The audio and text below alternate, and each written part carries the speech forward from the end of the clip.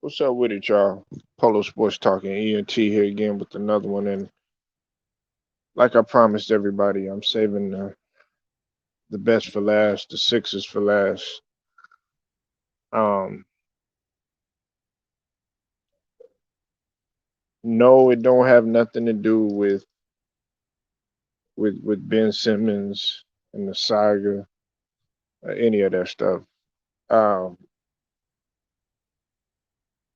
if you coming on here and you expecting me to drag on this thing about the Sixers, look, everybody, believe it or not, in the organization, they're trying to move forward, but it's the media, it's the media that's sitting up here trying to make a mockery of everything. Now everybody already knows how the hell I feel about Maxi being the starting point guard. I want Maxi as the starting point guard. Uh, Doc has said that has came out on a limb and basically said that he feels like Maxi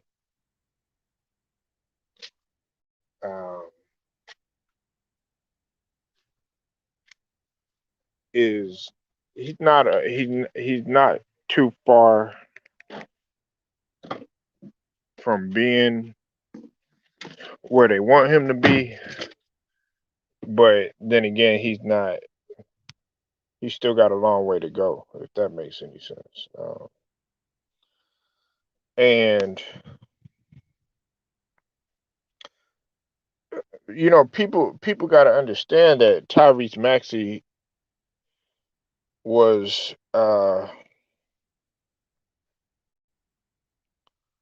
you know he comes out of Kentucky, okay, so he's a Kentucky product, and Kentucky Kentucky products have made solid point guards. When you talk about your Rajon Rondo, you know, when you talk about, even some people may disagree, but even when John Wall had came out, he showed a tremendous upside of what he could do and everything. But Doc Rivers is saying that he needs Tyrese Maxey to become a true point guard for the Sixers. Okay, that's what he came out and he said, and you know why he's saying that, because you can't bank on Ben Simmons. Look, I'm not banking on the fact that Ben Simmons is going to show up. So if somebody asks me, well, what are we going to do with Ben Simmons? Da, da, da, da, Ben Simmons is Ben Simmons that. If if you're going to mention that, and if you're gonna talk about that, you might as well go ahead and expect my answer to be, look, we're moving forward, and that's what Joel Embiid, I think, is trying to get to everybody. This is the big season coming up for Tyrese Maxey, regardless of what anybody wants to say. You know, we know that this is only his second season, but he's got a lot of responsibility right now, and I feel like he is up for the task. You know, he has to be able to uh, take over for for for Ben Simmons. He's going to be able to fill that void. He's been running with the starters in training camp. And that's because of Simmons on the holdout. Um, he had a solid rookie season, and he showed off his potential to be a scorer in this league. And then if you also look in the summer league, you know, he did some tremendous things too. Now, I know a lot of people they may not take summer league that serious. I I take it serious from the standpoint of seeing how big of a jump that a certain player is willing to make. You know what I'm saying? I'm not saying like, okay, well, yeah, that guy, he's gonna be he's gonna be you know, an all-star or anything like that. But I'm like, okay, well, this guy, he's showing that he's willing to get out there, he's willing to work. You know what I'm saying? And I agree with a lot of people. You know, you know, you don't want to take summer league so serious to the point where, oh yeah, that team's finna win a championship or anything like that. That doesn't make any type of sense at all. But when you talk about the hunger factor, when you talk about the dedication, the will, the drive, things of that nature, Tyrese Maxey shows that he wants to take Ben's spot, and he's willing to do whatever he can. Look, like I think I told LA Sports Live earlier. I told him this. I said, man, look, these guys that are in this, you know, the young or some of the young guys that are in this league right now, they want to take lunch. They want to take your dinner. They want to take your breakfast, lunch, and dinner, and your two snacks. You know, when you talk about a guy like John Morant, you know, when you talk about a guy like Trey Young, man, these guys that are being ushered in as a new breed, Luca, all these guys, man, they're ready to take over. They're ready to take over. You know, and regardless of who's standing in their way. You know, yeah, they might respect you. You know, you know, they respect you, but at the same time, they wanna hurry up and they want to be in that number one spot. You know, now with him being asked to do much more this time around, we're sh- I'm gonna be real with you. Philly is trying to move on with their title hopes without Simmons. You know, um, he like Doc did say that he doesn't think that he's like I'll say it again. Doc does not think that he's had a great camp thus far, but he hasn't. He's kind of in between and everything, and he's still trying to figure things out. You know, he's trying to find where to be aggressive, and you know when to be aggressive. You know, and you know, he's gonna have a lot of pressure on him to be what they call quote unquote that true point guard. You know what I'm saying? Um, he has to not only balance the scoring and get his, but he's also gonna have to make sure that the main scorers such as Joel and Tobias and people forget. I don't know why people forget about a guy like what we have Tobias Harris, and I don't understand why they tend to think that this guy is not productive at all. Tobias Harris is needed on our squad. I could see now if everybody's talking about and up in the uproar about Ben Simmons being the I guess you could say, oh well, uh you know, Ben Simmons, man, oh y'all finna lose Ben Simmons. Honestly, I'll be more worried about losing Tobias Harris than I would Ben Simmons because at least I know Tobias Harris, you could count on him in a lot of situations. And that brings me up to another point too. Another thing is that if Joel Embiid said that he was about to leave or he wanted to leave Philly and everything like that, there would be teams jumping on Joel Embiid, ready to get him, just off the fact that they know that this guy can score. They know that this guy, is dedicated, and they know that this guy, what this guy brings to the table, an MVP candidate. And it's not like that, for Ben Simmons, unfortunately, not trying to stay on that. But back to Tyrese Maxey, okay? Now look, when it comes to the point guard position, man, it's difficult. I don't think people understand that when you're playing the one, uh, it, it- you're gonna get a bulk of the of the praise, but at the same token, you're gonna also get the bulk of the criticism too. It's just like the quarterback. Um, you know, Doc Rivers, he had, if you take it back when he was with Boston, he had difficulties with the young Ray Jean, and Ray Jean, he was young and having to lead a group of Hall of Famers.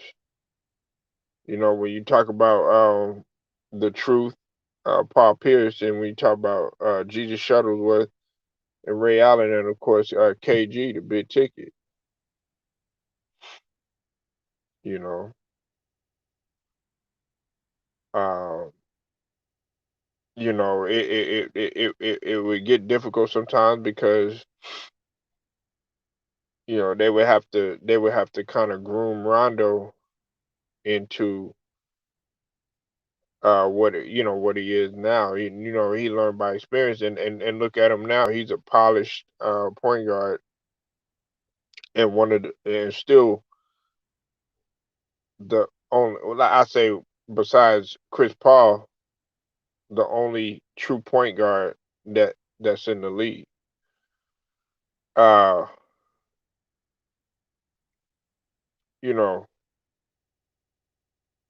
it, you have to learn on the fly, and you're gonna be in a tough spot. Maxi's gonna be in a tough spot, and the reason why is because you have to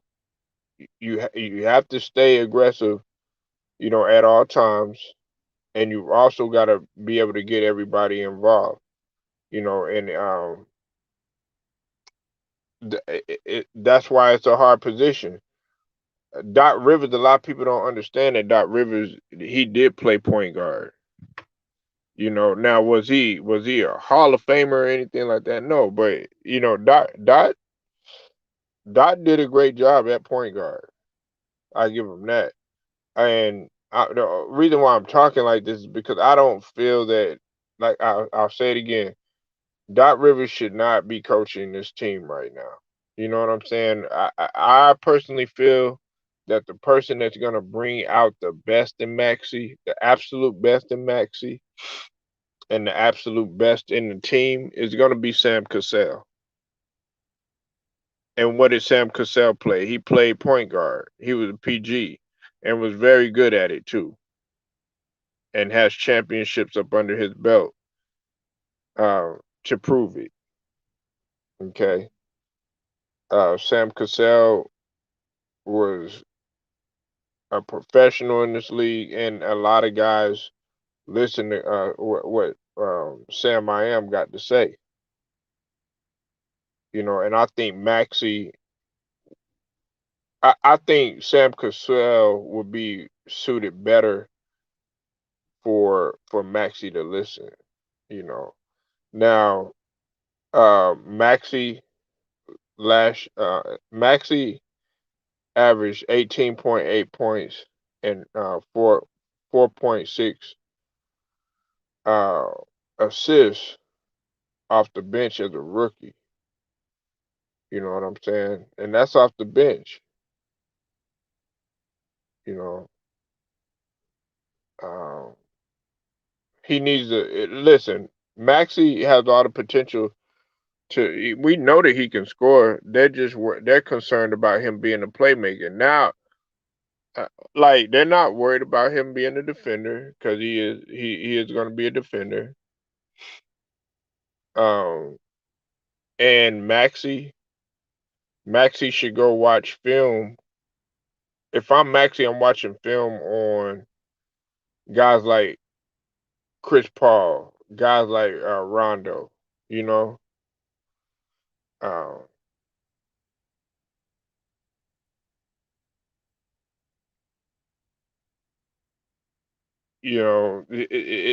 see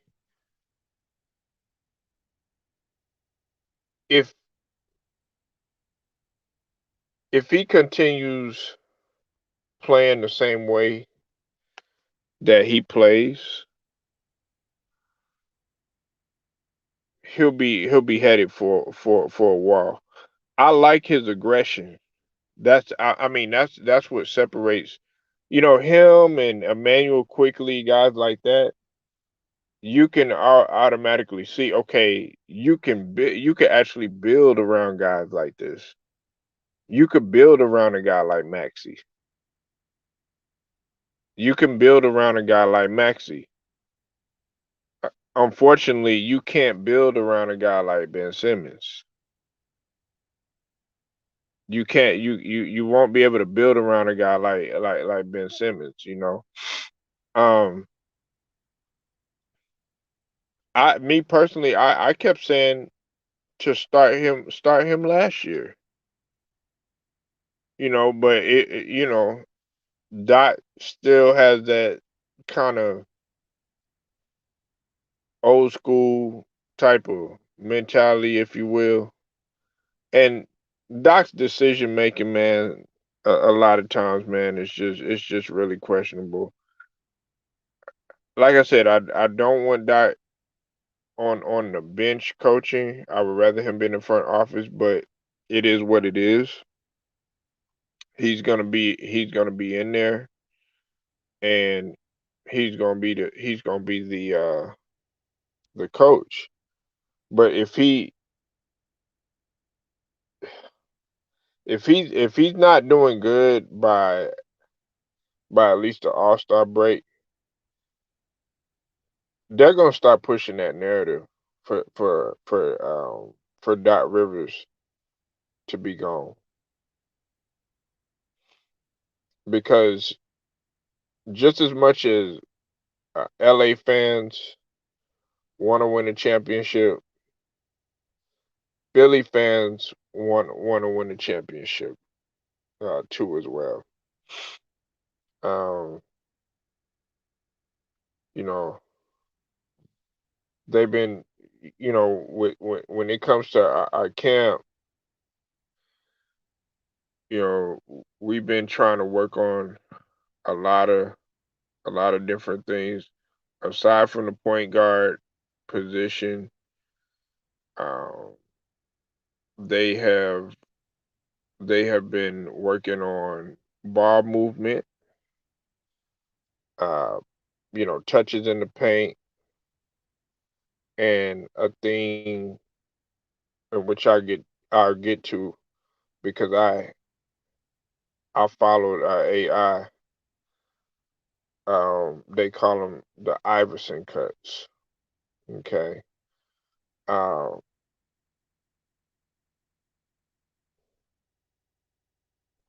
where our focus is to have just as strong as bench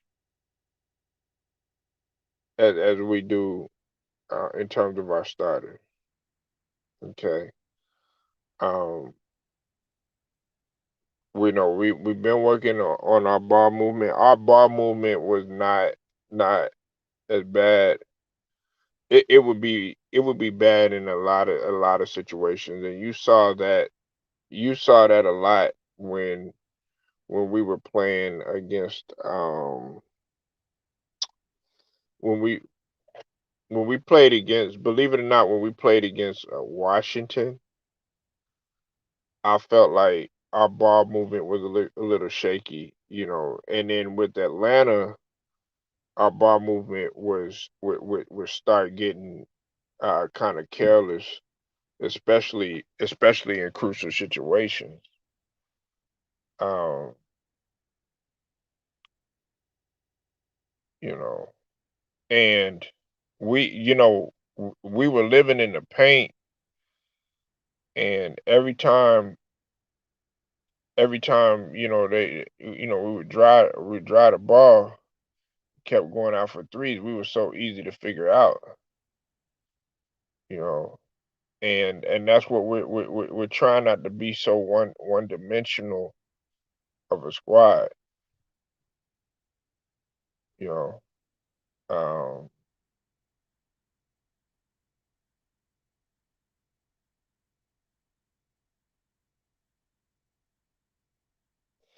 we wanted to pretty much be um, we wanted to make our presence felt in terms of fewer transition possessions. You know what I'm saying? Um, I think what last year Simmons was ranked uh, in 100 percentile the last 3 seasons in on and off transition frequency. You know what I'm saying? When it came to cleaning the glass, uh, and see, we Ben Simmons, his he is a pass first type of guy. You know what I'm saying? Sometimes he overly did it. Sometimes he would give up layups, and he would pass the ball like like what the hell are you doing?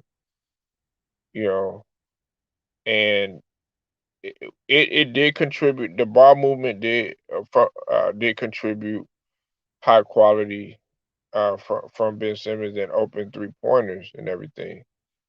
Um, and the Sixers actually do understand that that can't be replaced by just one player alone. That's why they're doing their best to kind of groom Maxi all along, because this is a lot of pressure. I feel like he's gonna him being thrown in the fire like this. This is only gonna be better for them. You know, um, we've been running a lot of our sets, and um, Curry has been making a lot of Iverson cuts. Now, if you go back and you look at AI Bubba Chuck when he played, because I know this right off the top of my head, uh, he would sprint across two guys at the elbows and then catch the ball on the opposite on the opposite wing. You know what I'm saying? So that right there, you know what I'm saying, was a look that I used to love, and I think that it would work for a guy like Curry.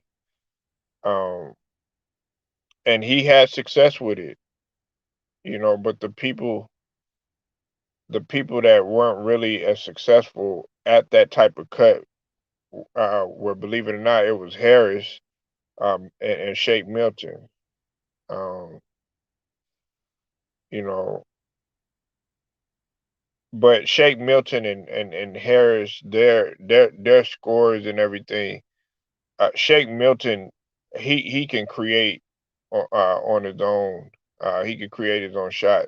Tobias Harris, he can create on his own too. When he gets, but he can when he gets it going, he can really do both. And a lot of people don't understand that Tobias Harris is a great catch and shoot player, too as well. But he can also get his off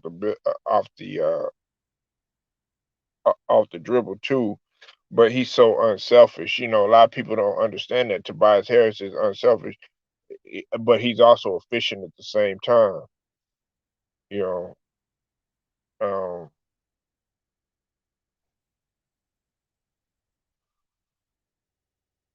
we're definitely working on a lot of things. I don't think that people are expecting us to really do as well as we did, the previous season. And you also got to remember this too. Uh, you know, we he's been working with or Doc Rivers has been working with Carl George Carl's son, you know, and he's kind of picking his brain. Uh, and the thing that I think Doc Rivers really respects about a guy like, George Carl's son is the fact that he's a very high IQ player. And there's a lot of things that you got to know. You know what I'm saying? He he's picking off some stuff and picking his brain off some stuff when it came to the G League team in LA and everything. And you know,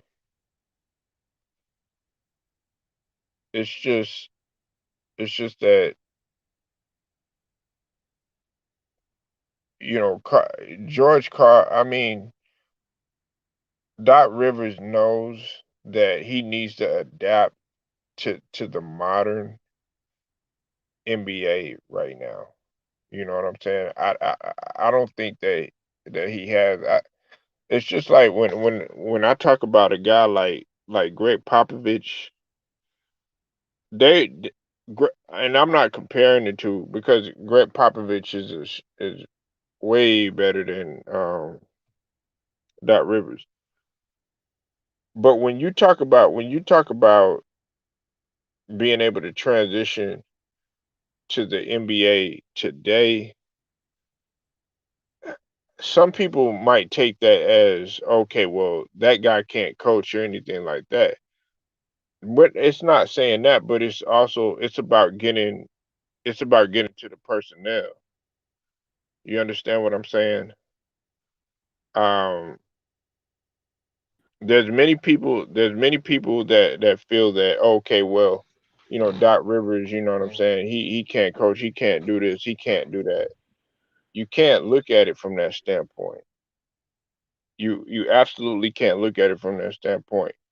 I'm saying I don't want Doc in this position right now because he came up short, the last few years. You know what I'm saying? And see, when you line it up with a guy like Brad Stevens, they had enough sense to know, okay, even Stevens in his young coaching career, and I'm gonna let you get it in wait what in just a second. Even in his young coaching career, he knew, okay, maybe I can be a better fit in another position and still be able to flex my muscle, not necessarily in a coaching aspect. And that's the only thing that I was saying about Greg Popovich. It's he like with Greg Popovich, I wouldn't mind him even stepping down. We already know what he's done. He's already proven himself. His resume speaks for himself. He's wearing two hats. He might as well just go ahead and say, okay, hey, look, I'm gonna be full time, uh, in the office or whatever, and and go ahead and move aside. That's the same thing that Bill Parcells did when he was with the Cowboys, and also when he was with I think it was I think it was New York. I forget what other team. He was in the front office with two other teams. But it's just a prime example. And then he was still able to do a great job. So I think some people get it misconstrued when I say, okay, hey, look, Doc Rivers, I wouldn't like him to be the coach. And then plus, um, him and Ben Simmons, they had a tumultuous relationship. Anyways, you know what I'm saying? I mean, I'm not gonna even get into that, but he pretty much had already put Doc on blast or whatever about his coaching. But coaches can only do so much. You still have to go out there and you still have to execute. You know what I'm saying? So, wait, what, man? What's up, man? What you got to say, man? It was good, Polo. Salute to you, my boy. Shout out to the chat. Salute to the panel. How you been, man? Let's start off with that. How you been, man? Haven't heard from you in a bit. How you been?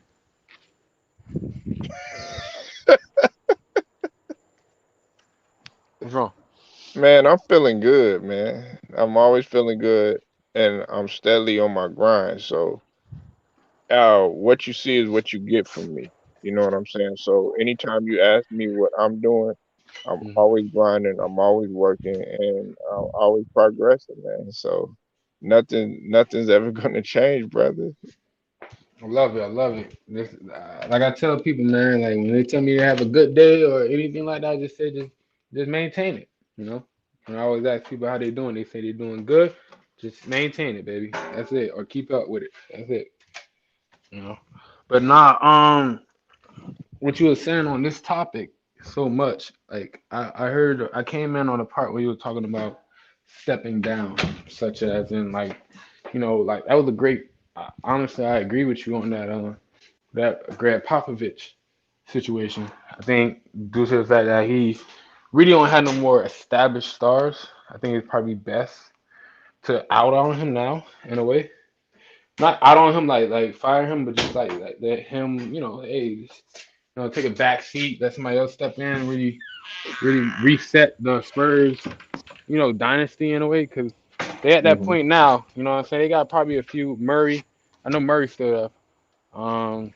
But like they really don't got nobody else. You see Patty Mills left, Hmm. Marcus gone. It's like everything that was probably kind of hold on to keep a Greg Popovich, it's kind of gone now. You know what I'm saying? So I definitely agree with you on that point. Like, and with Doc Rivers, like I said, I just feel like if he's not the coach for y'all to get to the championship, just try to get him out of, just get out of there now, man. Get him out of there now.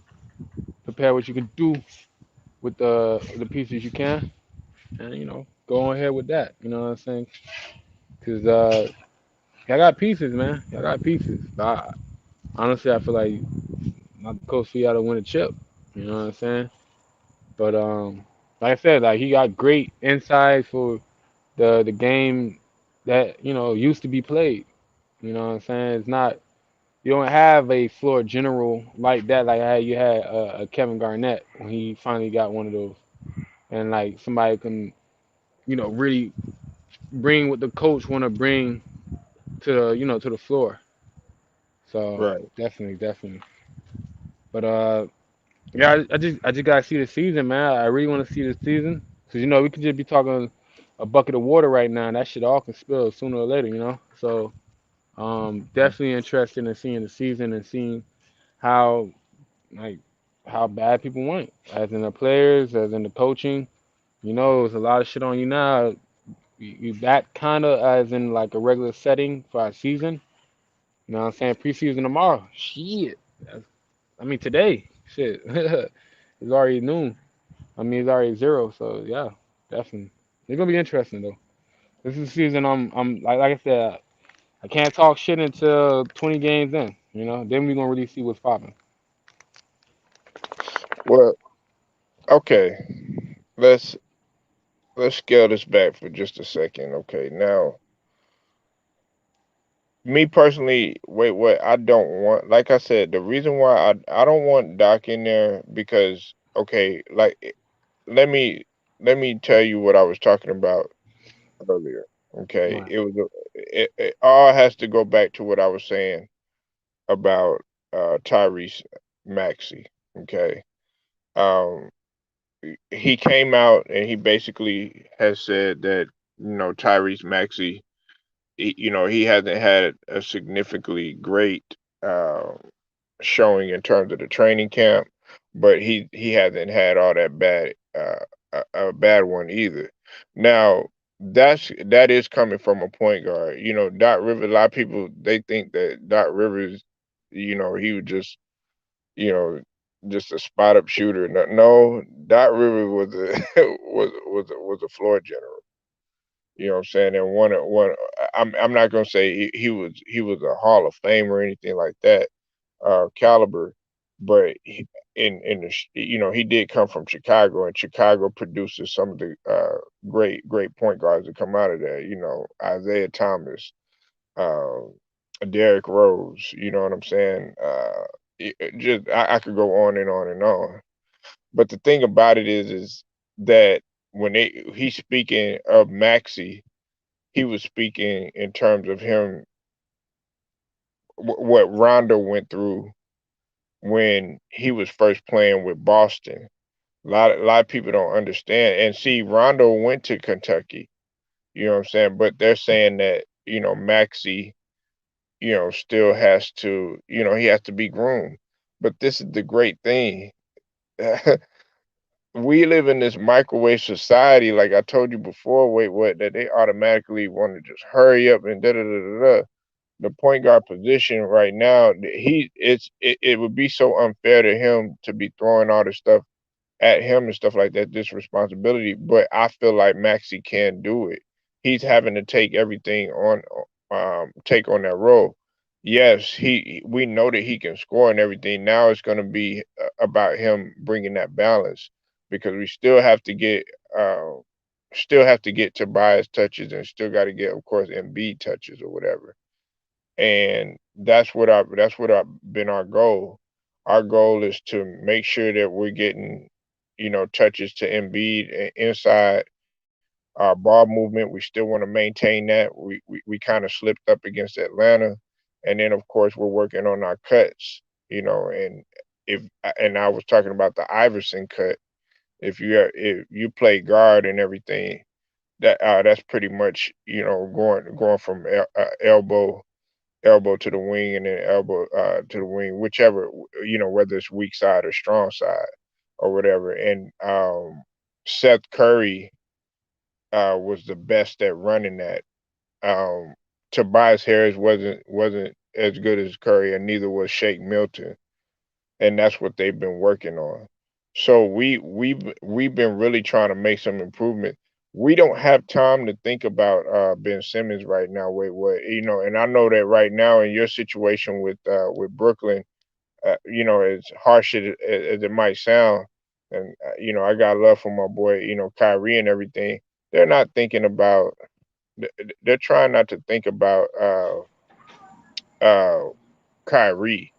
Salute to you, Scrub Zero. They're not trying to think about Kyrie right now. They're trying to think about, okay, what if plan A through plan Z? Because if we sit up here thinking about, oh no, Ben Simmons ain't here and all this other stuff, it's just gonna be a distraction. That's why Joel Embiid was like, look, it's not my job. That's the front office, and we're trying to have little to no distractions at all because our goal is to win a chip, man. We're not trying to just be in the playoffs and be bounced off or be number one or any of that stuff, man.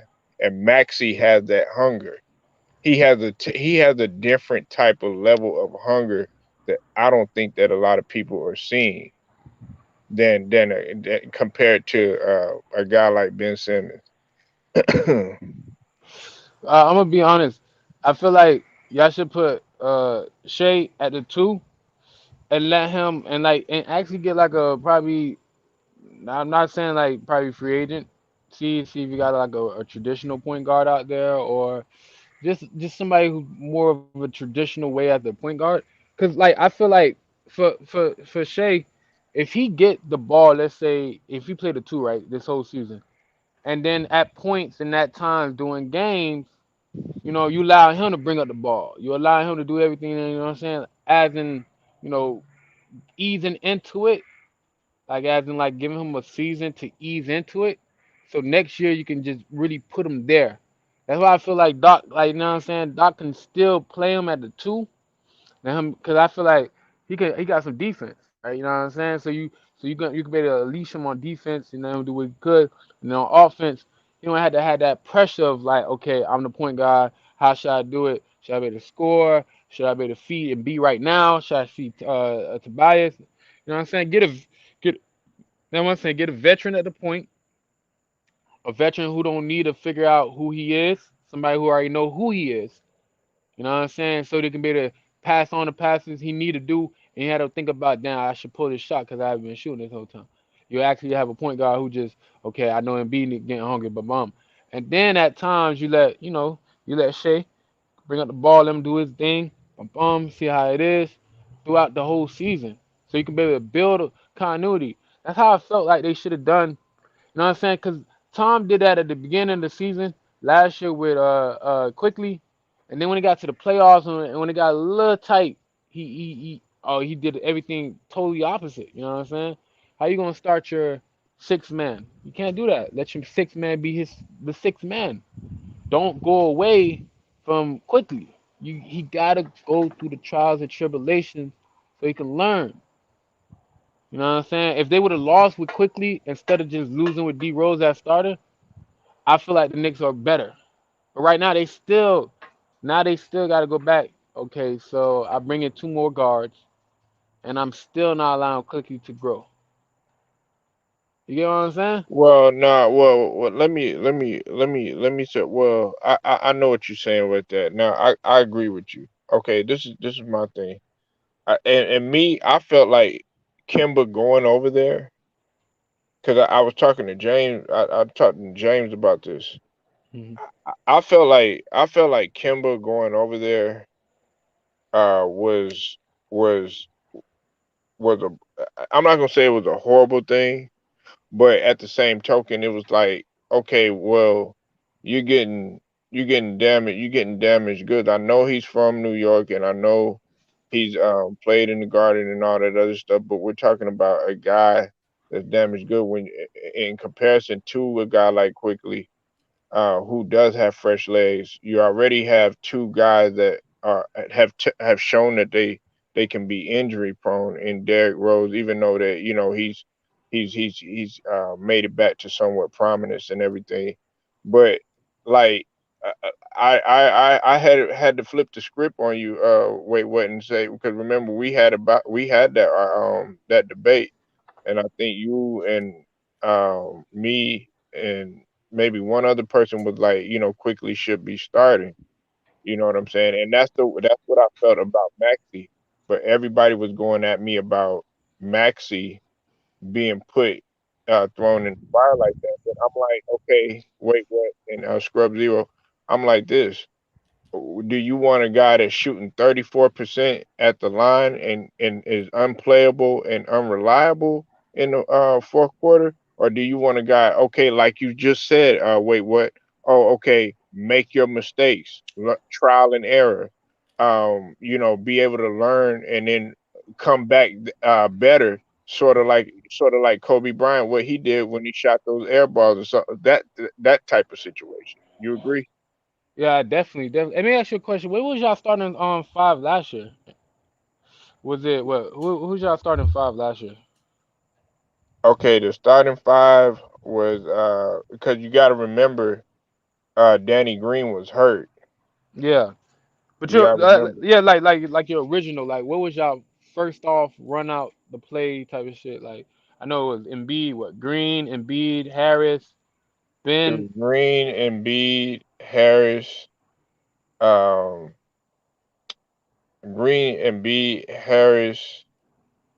Simmons, and uh what's the name? 3 and B Harris. I'm missing somebody. Hold on one sec. Somebody at the two, right? Somebody at the two, right? Like, I'm trying to figure out who's y'all two. It was I think because what's the name? We had switched up what's the name? Thibault was going in and out because Thibault had actually started a couple games. It Like I was said, I just between Thibault. It was between Thibault. Hold on one sec. Because you got to remember. You got to remember. Wait, what we we were a couple people had got hurt, including Embiid, hmm and we kept having to switch the lineup. like I just feel like this year, what's the young boy name? The one we talking about right now, who on the Maxie. stream?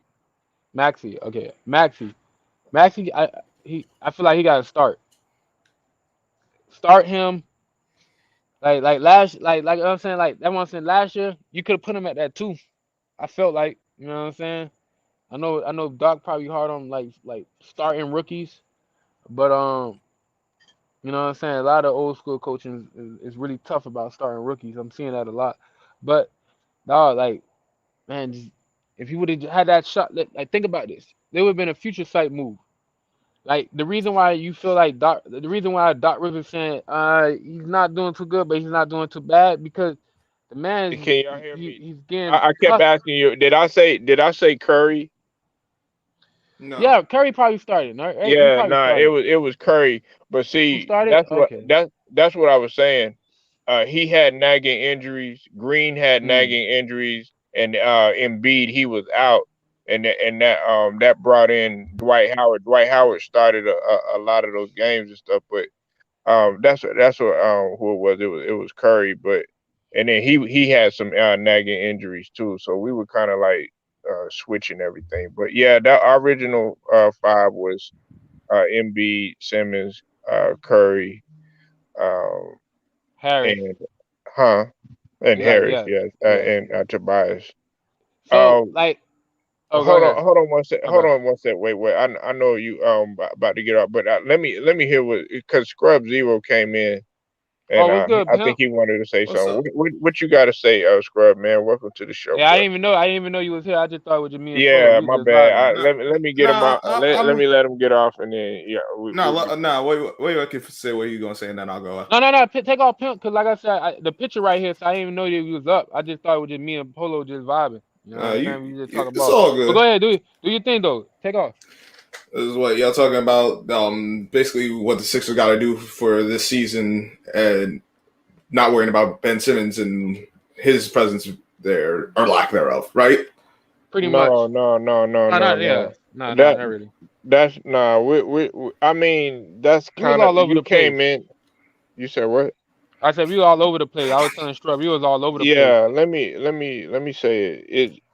Originally what I was talking about is that okay, we don't have no time to be talking about everything, but what they're trying to do right now is put the responsibilities on Maxie right now. He was talking about how he's performing in training camp and everything, and then plus also trying to groom him into being that true point guard. Because Maxie is seen as more of a scorer. That's what wait what was trying to say, and trying to get that traditional point guard feel going and stuff like that.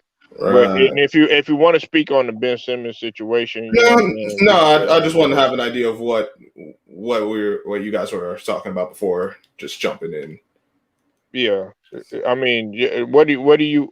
Let me ask you this then: how do you feel going forward that with Maxi being placed as that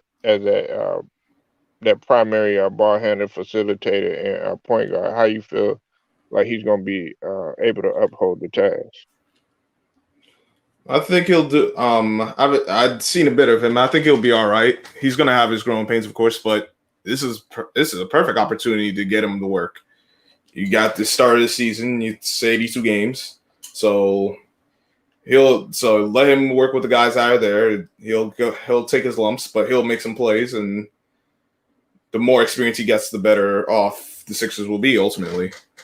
Let him show off what he can do and run the offense from his style of play. That's what I think. See, like for me, I feel like how I'm picturing it right now. Like I'm gonna use New York for example because they got so many guards that what I feel like Philly should be doing too is like if Philly is serious about having Maxi as a future point guard and like for you to be a true point guard, like you had to go through step by step as well as growing pains. But when I Right. meant by the step by step, I mean you gotta be on the court with a veteran point guard already. You know what I'm saying? That's why I feel like you put him at the two, and you have a veteran point guard, like a legit veteran point guard who don't think about scoring, as in like I gotta get my numbers. I gotta think about everybody else, like an OG, true point guard, probably 8 years, 9 years veteran at least.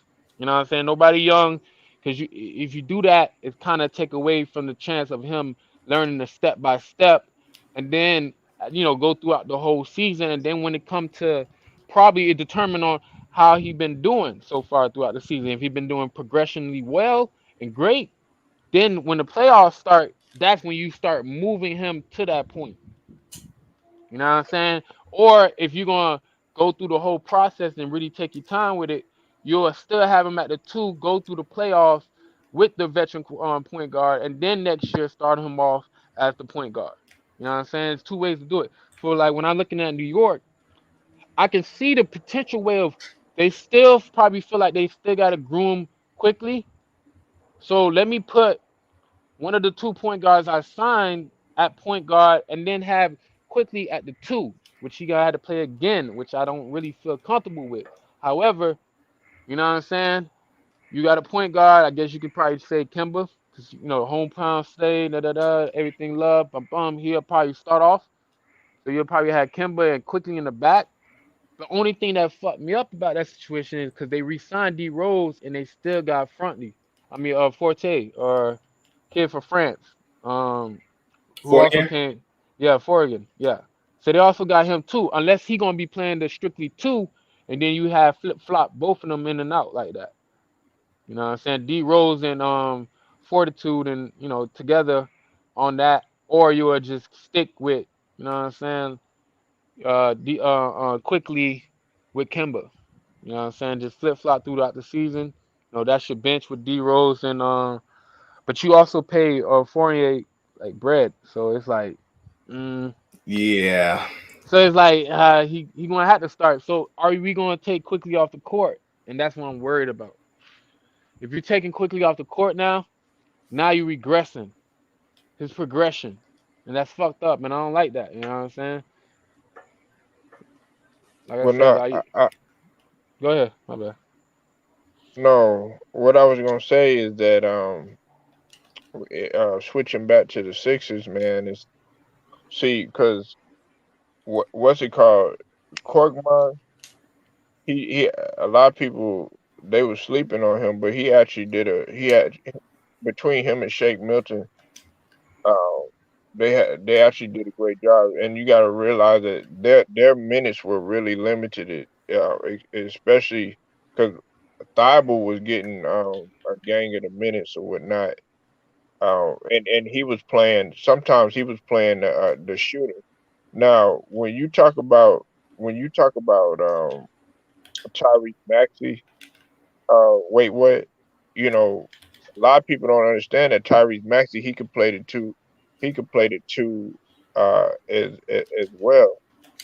Um, and Shake Milton can play both too. It's just that with Shake Milton, he's looking to pull up. Man, Shake Milton is already ready to pull up from the timeline. As soon as he You touched know. that ball, he ready to go. So, but Doc is not really he's not really looking at that, and that's where I agree with what Wade Wood is saying. You know, you do want to have somebody traditional, but they still want somebody young and fresh. We can't, come on, wait, what? We can't be having somebody. Oh man, he got this nagging injury again. You know what I'm saying? Oh Not nah, man, he not gonna have. We it's already been dealing with that, man. not it's not so much. It's just not so much of the nagging injuries. It's just so much of how you want to strategize as in playing time. I have my veteran point guard start. Probably get to the 7 minute mark. I get him out. You know what I'm saying? I must see. Like I said, it's about the times of how much you play. So it's all about what I use and how I use them. You know what I'm saying? I'm not gonna try to play. Like I said, I ain't like how Thibodeau try to play D Rose over 35 minutes in the playoffs. You can't do that. Right. He wasn't ready. He wasn't ramped up for that already. Thinking about it, coming, he was doing bench numbers, 25, maybe 20 throughout the season, regular routine. If you're gonna pull stunts like that, you should have ramped them up like a week or two before, so his conditioning would be much better. Because at the end of the games, when you know what I'm saying, start him, take him out, start him in the mid second quarter, and then third quarter you Yeah, start, and then yeah, you finish the yeah, Right. fourth. yeah, Yeah, that's too much for D Rose. But I know if you start quickly, you know what I'm saying? Like that's what I'm saying. Like start quickly. Use D Rose for that fourth if you need him. Let him come in at like you know what I'm saying. Like D Rose come in the late first if you so scared about it, or let him start the second, and then like he don't start the third. He come in the late third. You know what I'm saying? Then when he come off in the fourth, you let him take a break for that into the like 5 minute mark. Then you can put D Rose back in. You know what I'm saying? He'll have more of a condition rep. You know what I'm saying? It's about playing in spurts, not playing so much in the long run. Cause when you push him that long, he playing the whole third, and then he going into the fourth, and then in the last 3 minutes he got it. You know what I'm saying? It's like, yo, come on, bro. D Rose not that's not 22 that's not 22-year-old D Rose. 32 year oh, old D Rose. You know what I'm saying? He's more adjusted. He played the game more like functional. Like D Rose back then was playing out of this world because you didn't understand it. Like it was just all over the place, but in a positive way, not such in like a negative way, like all over the place. It was unique in how he was taking off and how he was moving his body in the air and everything. Now he's back to like actual fundamental of basketball. So you gotta actually put him in fundamental roles and making sure that he could. Okay, I don't have to gas out by the time I'm trying to like do all this shit. You know what I'm saying? So, and then you seen Randall as well.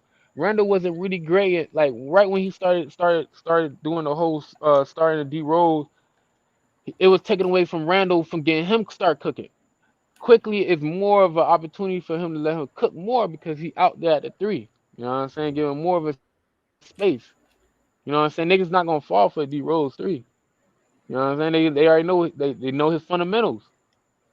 Quickly, he can give you more of a dimension of all three levels. You know what I'm saying? It might not be like what I'm saying a high 40. It might be a high a high 39. You know what I'm saying? Maybe a 38, give or take. But that's better than you know what I'm saying like a D Rose who probably can't. You know what I'm saying? Give you that, but give you that threat. You know what I'm saying? Quickie give you more of a threat. That guy gotta play. He gotta play his man. So Randall back to a one-on-one game. And then once Randall back to the one-on-one game and he trying to cook and he had to worry about a nigga crowding his lane of where he going, you know what I'm saying? He go to cook and start getting into rhythm. Like people expect these players to just off rip just start jumping shots if they're not getting into rhythm. That's why they always say take off that layup first. When you get that feel of the ball going through the net, you bam, okay, you feel more confident. That's why they say free throws, you know what I'm saying? Get you into the game starting more of a flow. You know what I'm saying? You can't rev up the hot, you know what I'm saying? That shit gotta cook slow. You know what I'm saying? You gotta make sure that shit get properly set up. You know what I'm saying? So I'm gonna really look at New York.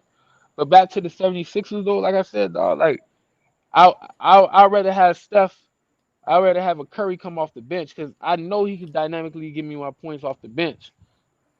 I need to keep no, my. I no, got to, bro. I got to, bro. absolutely not, man. Because he's not Shake Milton. As much as I like Shake Milton, he's not fit. Look, I would, man, if you were gonna say something like that, I'd have read you said, and I hate to do this, but it's either uh I wouldn't be surprised if Doc made a move of putting Tobias. coming off the bench, and that's not because of him digressing. It would be kind of like, okay, scrub zero, and wait, what? Like an instance where um Tatum came off the bench in the Olympics. You understand what I'm saying? You got a Yeah. guy that's powerful in scoring and he's efficient and he could get his buckets or something like that. You know what I'm saying? And I feel like Tobias was he was more efficient than Seth Curry, especially in the playoffs. See, all right. Only thing I could push back off of that, truthfully, is just for the simple fact. All right, so look, for a guy like Tobias, who's so efficient, I want to get him first started. My first person is not really Embiid. Cause Embiid gonna get his regardless in any different type of way, regardless of the situation. So who I want to start off first is a Tobias. I need to get him starting to go because if he can get me like you know what I'm saying, like get me to start getting them shots open, I got him moving. Now you got guys who crowding in. Embiid easily slip, slip, slip, slip. Embiid eating. And then I can probably send Embiid to the to the bench, bringing the Dwight Howard, and my man who's so efficient and still be Well, able to Dwight score. Dwight Howard with LA now, though. You talking about No, drama? no, I'm saying like last year, like in that concept of what he Oh, okay, did. okay. You know what I'm Yeah. saying? Like bring him in, and then you have Tobias who is still able to score for you, and then Steph can do what he do. Like, like, like, like Tobias Harris is a better three, like all three levels. Like Steph might got him at a three, maybe I'm not sure, but on the other two levels, Tobias got him. You know what I'm saying? Tobias can give you a post move. Tobias can be able to back it in. Hey, I'm not Scrub, with. Scrub, hold on, wait, what, Scrub, wait a minute. Who is your squad, man? I keep forgetting, man. The Knicks. Okay, okay, okay. So that's why. Okay, so you knew that. Wait, what? That he was a Knicks fan. Nine, not really. Probably like it was Like meant to be. speaking of the Knicks, if anybody know the Knicks, then man, Scrub, man, you should be the one to be talking about it. What happened last year, like for me, I felt like, you know what I'm saying, for a team that everybody kind of flip flop quickly when they like, oh, they're gonna beat the Hawks, and then when the Hawks beat them, oh, they supposed to lose that. Nah, nigga, I ain't like Nah. that shit. You know what How'd I'm you feel saying? about that, Scrub? Man, talk to me about that, bro, man. How'd you feel about that whole situation? I, I I already knew wait what's feeling about it, man, bro. How you I feel? did not think we were gonna lose in 5 games. I thought if we were gonna lose, it'd go seven. We lost in five. That hurt. That series fucking hurt. But no one played well. No one really played well. And I'm not like other fans are like, yo, that one to be like, yo, Randall can't do it, get rid of him. But understood like, dang, we didn't have a good series. We still some pieces away from really getting to where we need to be. But it's a, it was some progress for a change. It was better than the past few years. Dear goodness, I don't even want to talk about the past few years. So Tibbs, nah, but no, but Tibbs is definitely turning. He's making his presence felt out there, and Right. for all the stuff that they said about the Knicks, wait, what, and all the stuff that you see the one thing that you could say about them too, and I've already preached to y'all about this. I know, wait, what has heard me say this constant time. It was either New York or it was L.A. They were always ranked in the top two in defense, and that's what held them up. It's kind of like the whole analogy with, okay, Georgia just won today and they beat Arkansas and everything. Everybody feels like they should be number one in the nation. I felt like the Knicks were the best squad, um, not just because of their offense, but because of their defense. And then they had an MVP candidate that was playing. They had a guy in Randall that was playing like an MVP candidate the whole entire season up until the playoff. Like for me, like I said, I feel like it's tough for me to say, yo, Tibbs did something, but at the same time, he did something so important to get them there. But at the same time, it was like he died on his own sword in a way. You know what I'm saying? Like in the concept that he went away from something that he should have been trusting throughout the season, as in like keeping D Rose as a bench player and not freezing up for that 1 or 2 games because it was so close, or we lost by this much, and you can't really do so much. Like I said, I feel like he ain't like when all your players not really playing their best. That's when your coach sort of set everybody up for success. All That's right. even yeah, you know what I'm saying. That rhymed, and I ain't even try that. You know what I'm saying? But Like man, but I mean, we can't keep getting hung. You can't keep getting hung on that though. Wait, man, no, I'm not hung on it. No, that's what I'm saying. This shit gonna be. because This what I'm you're saying. like okay. So what if what if he does something like that? What if he does a strategy like that during the season and it still actually works? Then what are you gonna say? Like I said, the season he did a great job. That's what I'm saying. I can't. That's what I'm saying. I got like a half feeling about it. You know what I'm saying? Mm. Because like I said, in the playoffs, he did different, and that kind of threw me. You know what I'm saying? Because what you did in the regular season was working for you. You know what I'm saying? But you Well, I switched it felt up. like he should have been playing Ob Toppin. I felt like he should have been playing Ob Toppin. Just that's just my opinion. I feel like he should have been playing Obi Toppin from the jump, way more minutes than what Mm, I'm talking about from the beginning of the season, even up in the playoffs. And I felt I'm on the same page with what you're saying. No way, what? Don't get it twisted. And Scrub yeah. Zero, you already know how I felt. I don't know if you noticed. I was a big Obi Toppin fan, not in college because shout out to Will and shout out to Wilts. They was the one that kept telling me about this guy. They kept telling me about him. I was like, oh no, I didn't even watch Dayton. And then when I saw this guy, I was like, man, this guy right here is super loaded with potential, man. But you know what, I could respond to that, and I feel like Tibbs did the right thing by not doing that, by starting him off instantly, because one, you came into a season with no training camp, so you're not really getting a full view, and you allow everybody to see what he got at the same time as you, and that's not gonna be good. So you can't work on his twinks because everybody gonna figure out the twinks that he gonna have to deal with, and they can probably prevent it before you work on it yourself as a coach, because you allowing everybody to see your product at the same time. That's why I felt like Charlotte did the same thing with Lamelo, but Lamelo kind of outplayed the position of, hey, like they're not gonna really study this. I'm already complete in a way. You know what I'm saying? That's why he was able to do so much different shit. And then sooner or later was like, yo, like we gotta start him. You know what I'm saying? So like I said, I felt like this year where you got training camp, which you ain't really hear so much about the Knicks, but you got training camp and they doing some things there, so he could be able to really work on them 1-on-1, and he could figure out the twinks that he need to do without outside view looking at it as well. You get what I'm saying? That's why that shit. That's why I said that What you got to season. say to that, Scrub? Yeah, what you say to that, No, Scruff? I actually agree with that. On a normal season, well, I think he should have been getting a little play. Maybe not this very start, but there was a point in the season it was like he could like Obi just couldn't crack the lineup. I'm like, dang, you just gonna have to let him get some work in regardless. He's gonna have to take his lumps. But knowing how Thibodeau is, it's nothing I didn't expect. It's just frustrating to see him not get more playing time. But as far as the very start of the season, I do agree with Wait What and not starting him right away. Hey, this is what I feel like. R.J. Barrett coming into the seat because don't everybody forget about my Duke boy.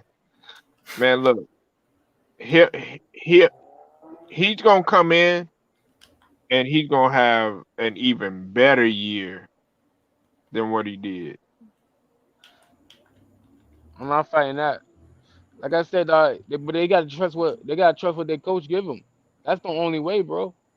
Like I think we like honestly, I think this year gonna really show a lot of difference on offensive styles, bro. I think we're going backwards, as in like back to traditional basketball, and not everybody trying to outshoot each other. I think really the pandemic and what happened in 2019, kind of all that shit, that whole thing was kind of you know what I'm saying? So everybody was just playing just to play, especially in the pandemic season. That's why you got better basketball in the playoff because people had time to practice and they just really studied their opponents. Now this season is the regular season, which is the 75th anniversary. of the NBA. Now you got training camp. You want to have some preseasons.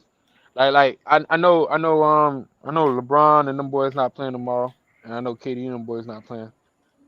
However, I'm still watching the game because this game is so intensely important because these are the spots.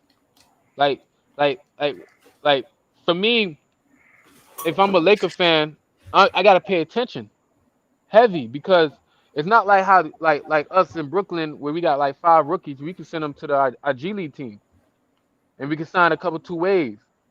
You know what I'm saying? Well, Like that's well, a, we we got gotta like we gotta nip some other stuff in the bud though, because we kind of skimming over some stuff, man. And I know you probably don't want to talk about it, man, but um, well, what's up? first off, I'm gonna get both of y'all takes on this. You know what I'm saying?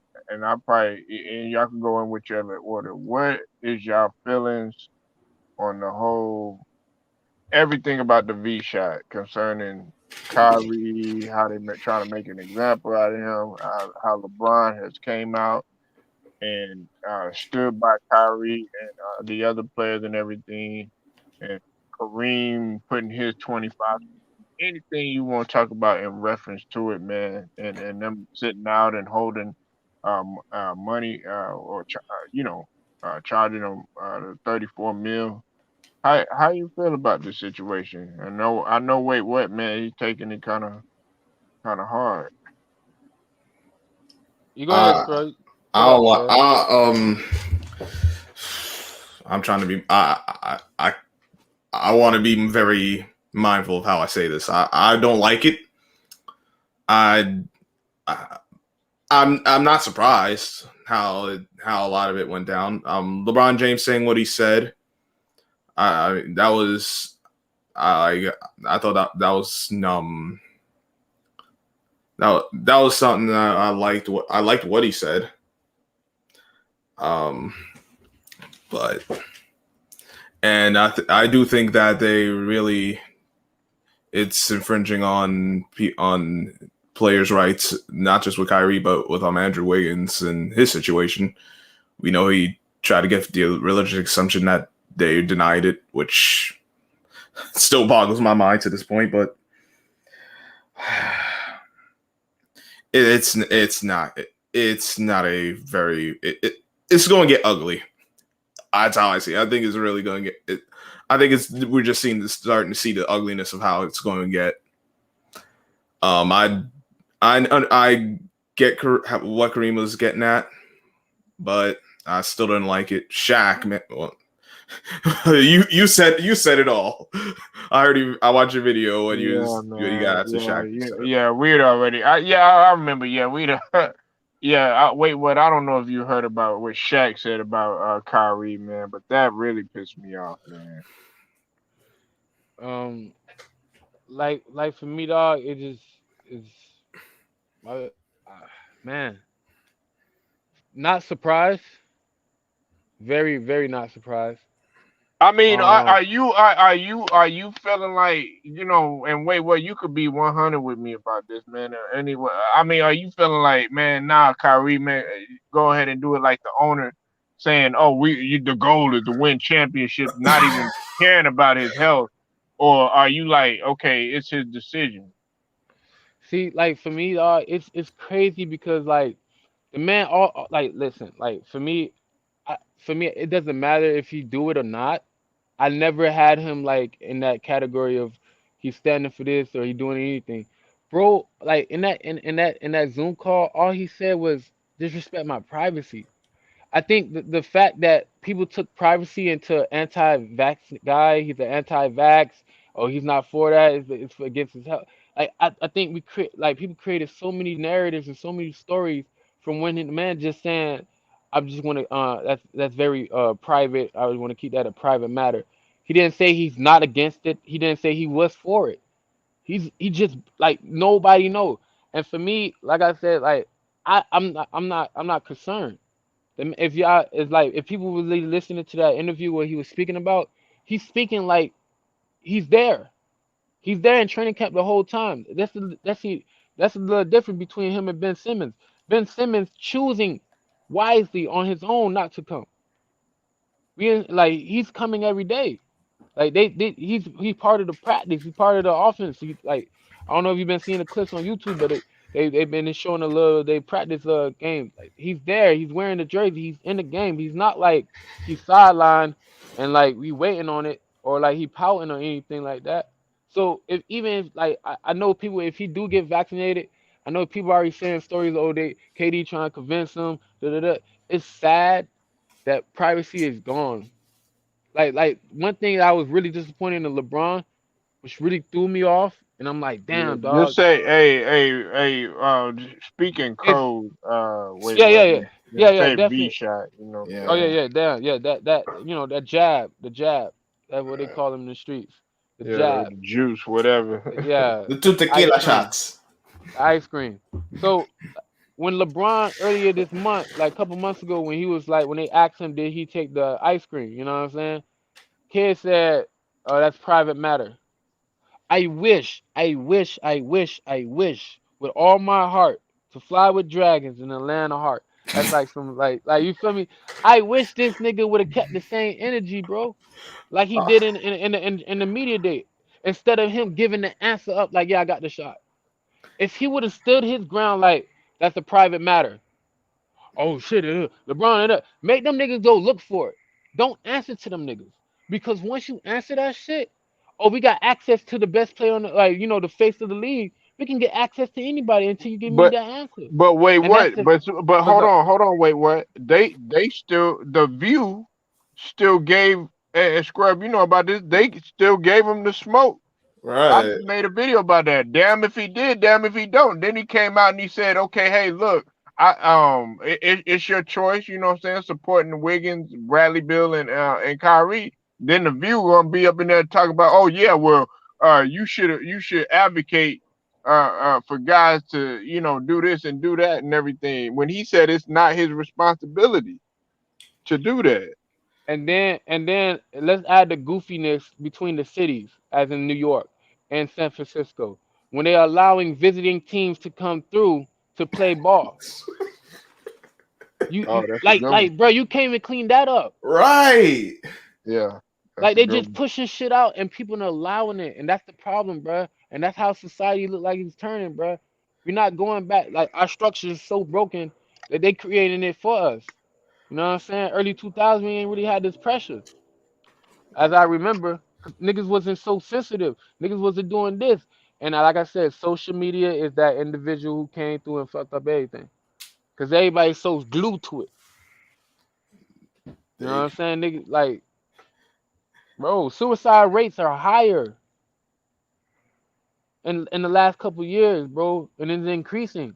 Why? Because people like say crazy shit to people online, and the people who read that shit, not saying they weak or not, because who am I to judge? You know what I'm saying? They mental break fragment might be so close, who knows? But like, dog, that shit crazy, bro. You know what I'm saying? That shit is wild, bro. But I'm saying like I'm glad in the concept that I was able to like grasp, you know what I'm saying, what I did then.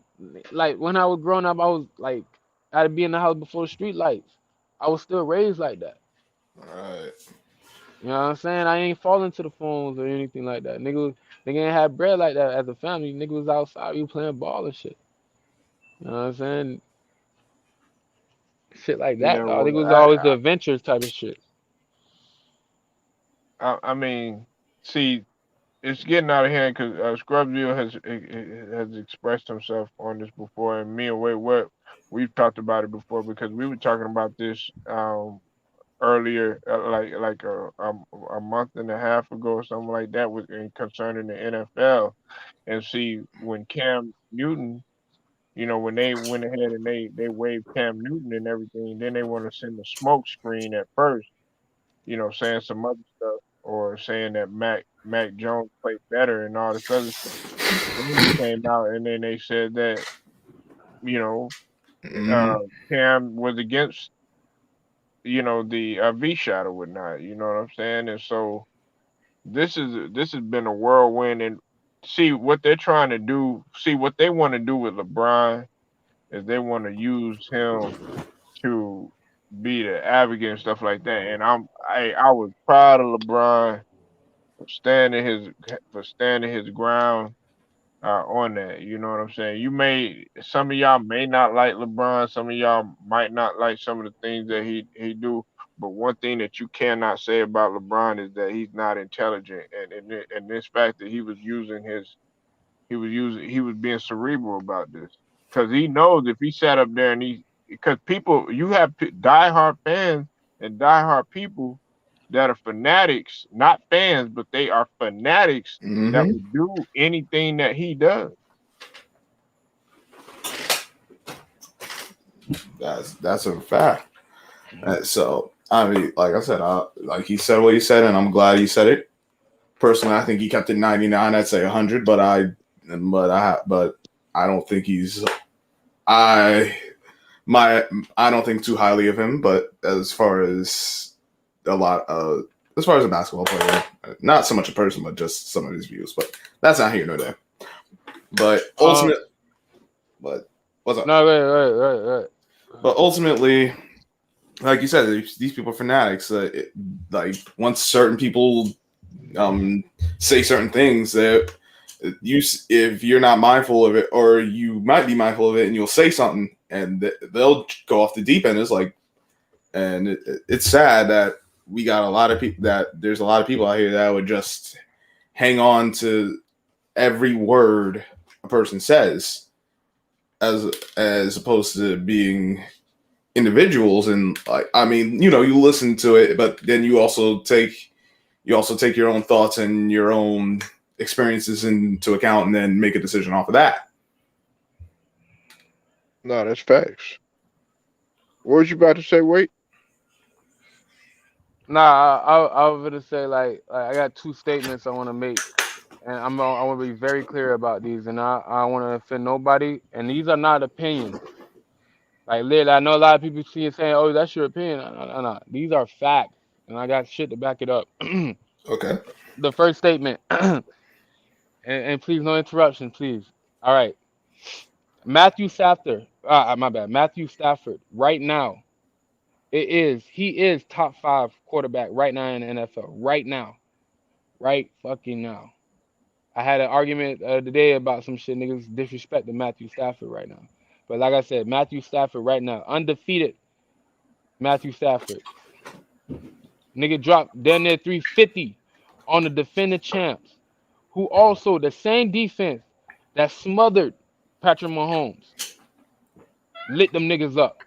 4 TDs, by the way. Nasty. By the way, he came from Detroit. I'ma always love him because I was there with him. You know what I'm saying? I was a I'm Detroit thinking we fan when they talking was all about. 16. I thought it was something serious, man. Like, That is serious. All right, second statement. Second statement. It's numbers, it's facts, it's accolades, everything on top of that. If you can hear me, Steve Nash, it's facts. Steve Nash is top five all times of point guards. Regardless. I don't care who you bring up. I will argue and I will state the facts oh my where God, it here was we go showed with the this proving that again, Steve man. Nash is top Come five on, all man. time of point guards. We done been through this before, And I'm man. not trolling. I'm What does not the tape trolling. say? Obviously, but why you Let me just bringing throw that this out up? there. Let me just throw this out there. Let me just throw this out there just to make you. I'm not just gonna say it. The man had more than 6 seasons with 10 plus assists. What's up, Chaco? Also, the man also had two. Mind you, listen, bro. I don't know about y'all, but I value MVPs very strongly. He got two MVPs. He was also a leading man on his team by Mm, himself, created others out there. He also went to mm. two Western Conference finals and also did the legendary thing that a lot of people really don't never do. My man walked down Kobe in '06. So Okay, that's all I really yeah, I gotta say. mean that's. And I know Kobe in y'all top five. So come on. I I mean, mean that's hey, that's great. What's up with it, Jacob? I see you in the building. Okay. I'm not. You already know how I feel about Steve Nash. Great player, two-time MVP and everything, but he's not. He's not in the top. top five as far as Bro, stop, point guard. bro. Okay, but he was a great player. That's not taking anything away from Steve Hey, Nash. hey, 'Cause who's your number I five? enjoy Who's your number I, five? Let me hear your number five. Please, let me hear I your number five. enjoy watching him. Okay. Who's Oh, your you who? want me to you want me to you put me on the spot like that, man? Yeah, who's your number five? Okay. And your top five for point guards. Point What? guards Just like five point guards. Top 5 point guards. I got of all Isaiah. time. Hold Mhm. on. I got Isaiah. As my number one. Okay. I got Magic Johnson. I got Oscar Robertson. Even though that some people, yes, even though some people don't consider Oscar Robertson as like a top a point guard or whatever. I consider him, especially considering that era. I got Tiny, Nate the Skate, Archibald. Okay, Tiny, Nate the Skate, Archibald, and then I would have to go with probably, man, probably I'll probably put uh J. It's tough, but I'll probably put J Kid up in there. Or maybe even John Stockton. One of the two. The only reason I put John Stockton before J Kidd is the fact that he's all time assistant steals leader. But and then J Kidd got the ring.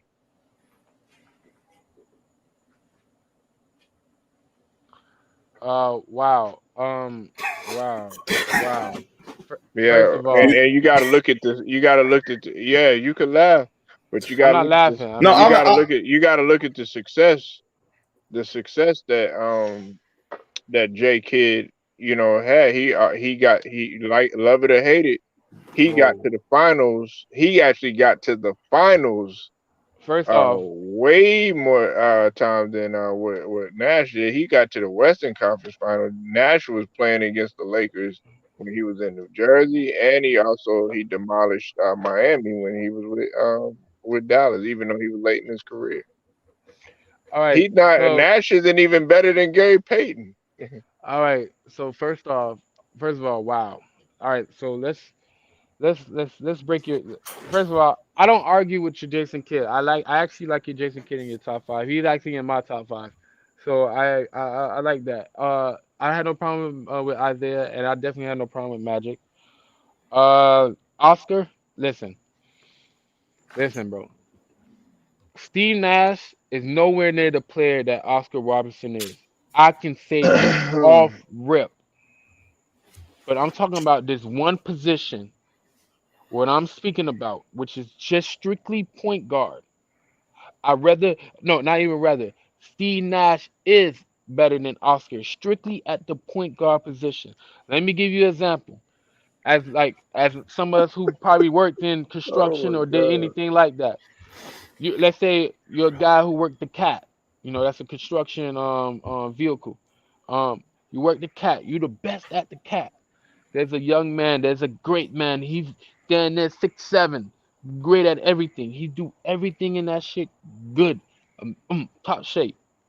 But when it comes to that position of the cat, you are still number one because you are strictly that motherfucker. You don't come in here and do four or five other niggas' job. You just do your job.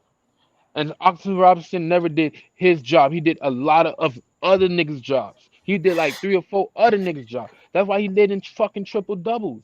That's sick, nigga. That's fucking sick. Positively, like, yo, that's sick. Top player, of course, Oscar But you blew got to that think shit out of about there. who. But Oscar Robertson for so many years, wait, what didn't uh he didn't really have that many especially when you talk about the Royals, and then when he got with the Bucks, when he finally got with Kareem, then that's when he was able to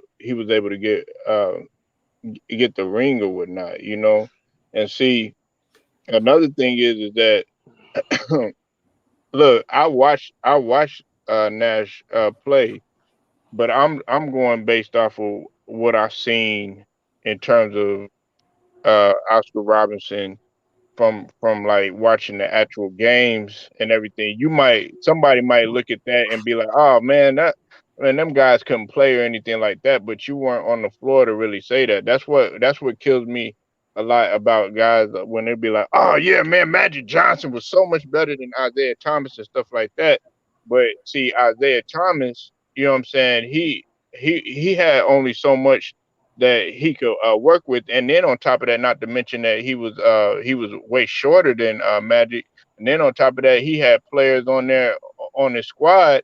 He didn't have Isaiah Thomas didn't have a Kareem. He didn't have a Worthy. He didn't have a goddamn Coop. Well, if you want to call Dennis Coop. You know what I'm saying? He didn't have all them type of players that what's it called that Magic did. You know what I'm saying? So you gotta really put like you always talk about context and stuff like that. You have to look at Oscar Robinson's situation too, man. And see, I a lot of people they get mad at me when I put Isaiah Thomas above Magic Johnson. It doesn't take anything away from Magic Johnson. I think he was brilliant. You know what I'm saying? But that's why I have Isaiah starting over Magic. But anyway, we talking about something else. I don't take anything away from Nash. I thought he was great in Dallas. Listen, listen, I thought listen. him and Dirk. No. I thought him and Dirk. No, wait, what? I I like Nash. Me personally, I thought Nash coming into his own in Dallas was the beginning. You could see, okay, when this motherfucker get to Phoenix, oh, he finna start lighting things up. And then he was running at 7 seconds or less. It was it, but they just came up short, man. Bro, like, listen, why I'm saying this, it's not just only what he did on the court and what he also created as an accolades of two MVPs, because like people just gloss over that. It's just insane. And by the way, it was back to back. Oh my God, that's very disgusting. Not even separation between. It was back to back. Yikes. What's up? Hey, what's up, That's Lamont? I see you in the building, nasty. man. That is nasty. Salute to FYL. And then also the fact that, listen, there's only like right now there's only a few players that actually create a playbook. Like the playbook is them. There's Steph Curry and there's motherfucking Steve Nash. Those are the only two I know who actually created. Everybody else will follow a playbook that their coach give them. These niggas, you have to create one for them. And that's what happened with the 7 seconds or less with Mike D'Antoni, and that's what happened with Steph Curry and Steve Kerr. It opened up to unbelievable. Oh shit, this playbook is him. And there's only two players like that. The other guys in your top five, like the only reason, like for me, Isaiah on all three levels is better than Magic on all three levels of scoring. And Mm. and there's facts and there's numbers to it. Because like Magic Johnson's weakness was his ability to shoot like that. He was a poor shooter. He had the length and he had the ability to be able to No, have the no, pass. no, no. Whoa. Hold on. Yeah. Hey, James. Hey, James. I'm glad James in here too. Wait, hold on. I'm gonna let James cook on this too before I let him go. But let me say this. No, it okay. Percentage wise, if you go back and look, Magic shot 80% from the line for his career. And when you talk about a poor shooter, he actually improved. That's why you can't never compare it's silly for people to come up here and try to be like, oh yeah, well Ben Simmons this and put him in the same sentence as like a Magic Johnson. No, he improved as time went on with his shooting because he had a little set shot and he just got better and he developed that. You know what I'm saying? Especially when they called him, that whole tragic Johnson bullshit. Um, Go ahead. Okay, wait. You go ahead. You finish your statement, and then James, go ahead and come on in and cook, bro. Man, listen, like I said, it was no disrespect to Magic. I know old heads was like tingling up when I said something like that. My bad. Um, but like I said, man, listen, man. Steve Nash, top five all time of point guards, and that's all I gotta say, bro. Point guard, not players. Y'all got me with the players. And also, I heard somebody say like, and when John Stockton, just want to make one more statement. He was never a franchise player. Carl Lamone was the franchise player. Steve Nash always been a franchise player, and that's all I got to say about that. Thank you. Go ahead, James. Nola boy, y'all make sure y'all go subscribe to Nola Boy Sports and News, man. Salute everybody. Much love to you, chatting in the panel, dog. Salute, Hey, James. I ain't gonna lie, bro. I was Salute. listening while I was just chilling with my cousin. Hmm. Bro, this shit crazy. Because when you think about it, depends on what coaching style you running. Every Hmm. coach have a different philosophy how they run their team. So if you want that 7 second offense, Steve Nash is the guy. If you want a dude that run the offense for Jason Kidd, he showed he can do it. He went to two finals, but he didn't win it. But they ain't gonna give him MVP and no credit that they gave Steve Nash, but he was the driving force for that New Jersey team. So how he better than Jason Kidd? And he went to two finals. So like I say, if whatever kind of coach you sign or you bring on your team, it depends on what kind of style they want to run, the philosophy. Who gonna be the ball dominant person for us? Who gonna initiate the offense? Steve Nash is an all around great player, no doubt about it. You know what I mean? That 7 second caught everybody by surprise because you're not gonna just do it 2 years in a row, win two MVPs, and niggas just overlooked that. Nigga respected that.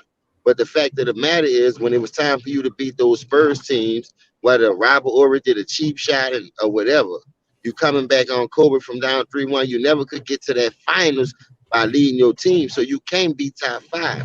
To say something about the John Stark, Karl Malone ain't nothing without John Stockton, so they both needed each other.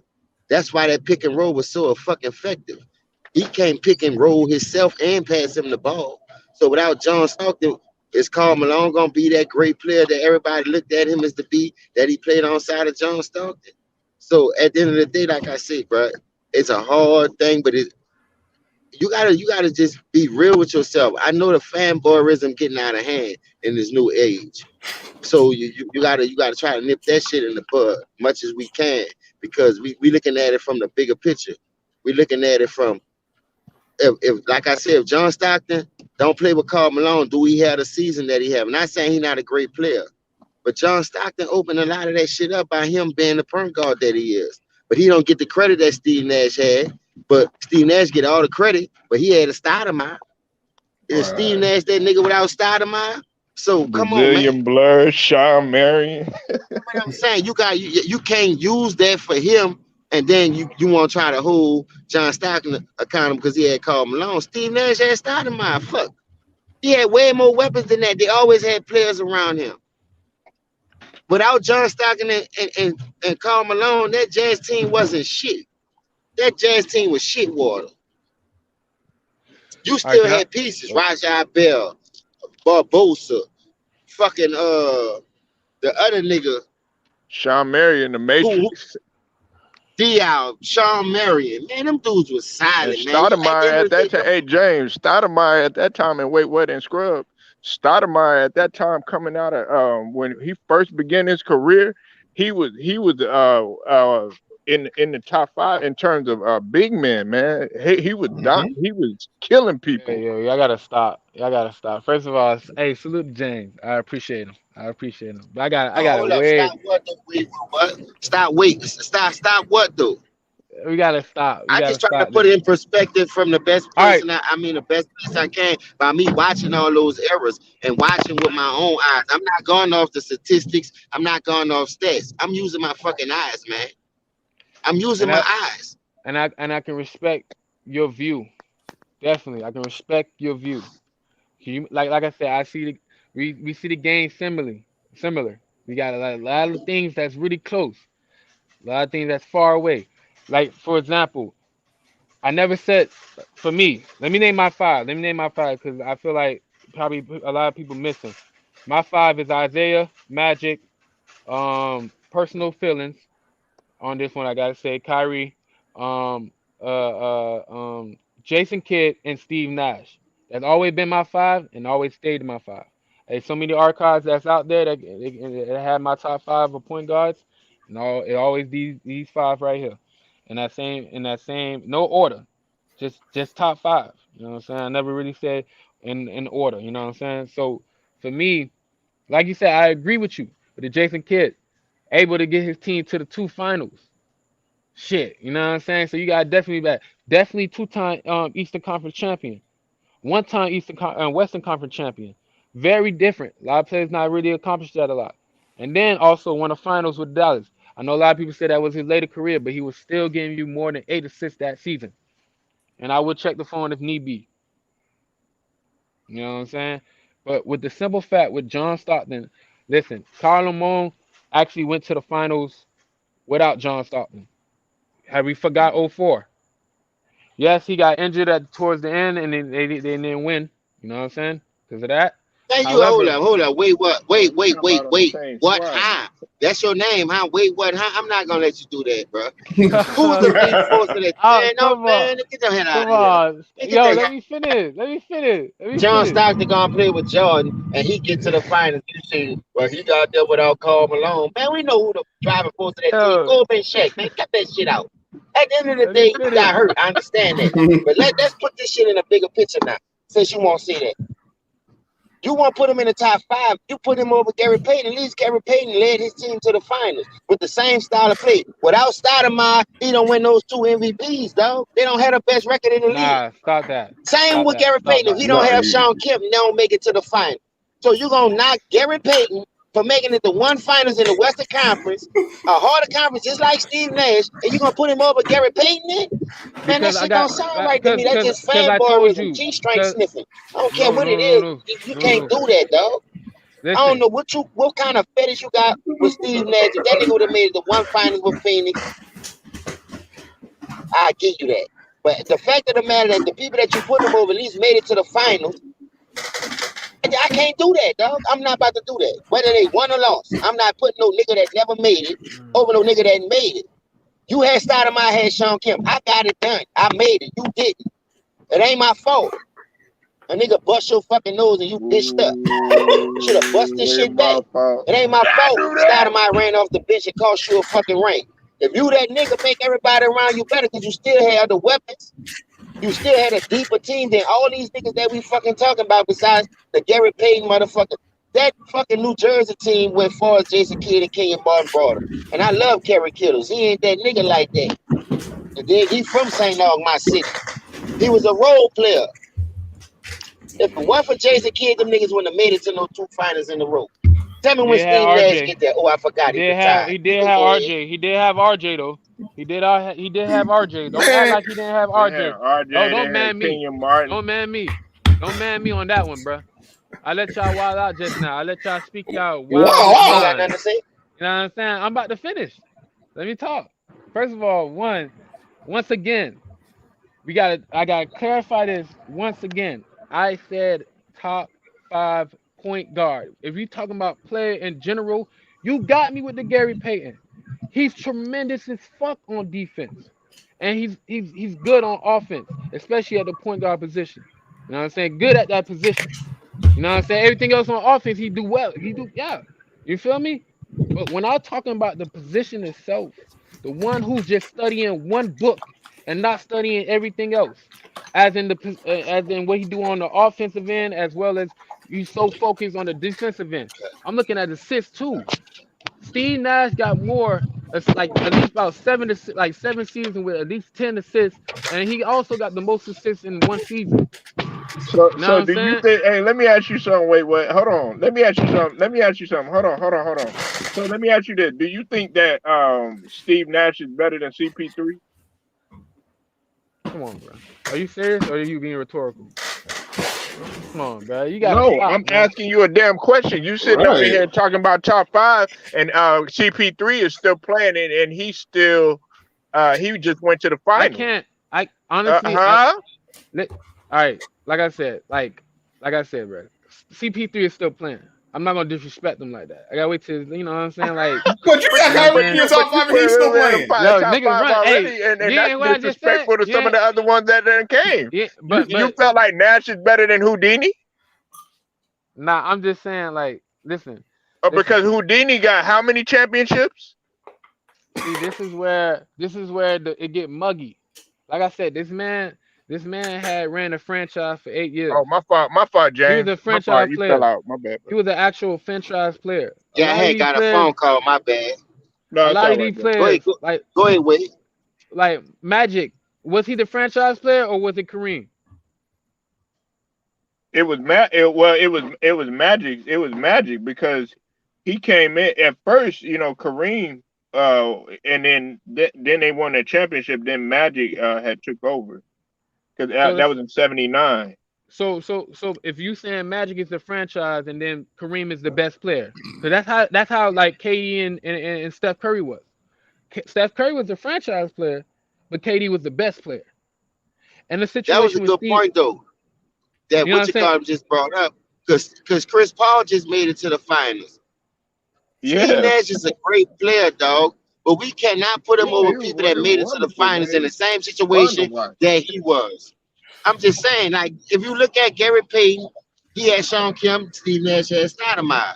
If you look at anybody else, Chris Paul, all these dudes had other solid players to go along with him. He just never made it. Stoudemire got suspended, that cost him. Now, they could have made it that year if he don't get suspended, because I think that's the year they had the Spurs numbers. But we'll never know that. Stoudemire ran off the bench. He cost the team. Everybody knew the rule. We can't fault ourselves for what they did. They knew the rules. So you should have stayed your ass on the bench. Steve Nash couldn't do it in game 7. They got their ass demolished. And that Let was me ask you murder this she wrote. question though. Let me ask you this question though. Was Sean Kemp was a made man before Gary Perry? Yes or no? I don't know. Yeah, 'Cause he I was. think both of them came in the league around the same time. I can't remember Um, that far back. Wait, I yeah, ain't no. gonna lie to you. I Sean can't Kemp. remember that far back. Sean Kemp was there, and then Sean Kemp was there first. Came from Trinity, and then And that's he was when dominating, Gary Payton. correct? Yeah. Gary Payton came from Oregon State. So what Sean Kemp got what 2 years over Gary? Or one Yeah, year? I think it's 2 years. Is that right, James? 2 years because Sean Kemp had to learn the ropes himself. They were kind of learning together. They were like James said. See, the thing is, Yeah, he Stoudemire came in wasn't. basically around the same time. That's what I'm saying. It was like a year apart of the same year. It wasn't that far. I can't remember that far back, but I will look it up. I'm on my way home. I'm like 10, 15 minutes Oh, away. no rush, So no I look rush, it no up on rush, my computer. no rush, no No, I'm rush, just Carl. saying, Yeah. I do that for you though. Wait, I'm gonna look it up to see what year both of them came in, because you got to think about it. The year Pippen drafted in '87, Sean Kemp, what that was, '87. He came into the league. Sean Kemp and them tried to get that Nah, boy, he so they was he already on that he team. came in That team was '89. already who Pippen. No, yeah, Pippen nah, ain't coming in no Kemp. '89. Yeah, I'm talking about. Oh, you said Pippen. I was talking about Sean Kemp. yeah. He Sean Kemp came came in in at '89, '89. So when Gary Payton came in the league, like in '91. I think you should not so 19, that's a 90. 2 year I think difference. 90. That's a Yeah. 2 year difference. So what I'm trying to say with that point is that Steve Nash, Yeah, no, like he I came said, in '90. I'm sorry, he came in 1990. My bad. so One that's year. a So year. that's the next year.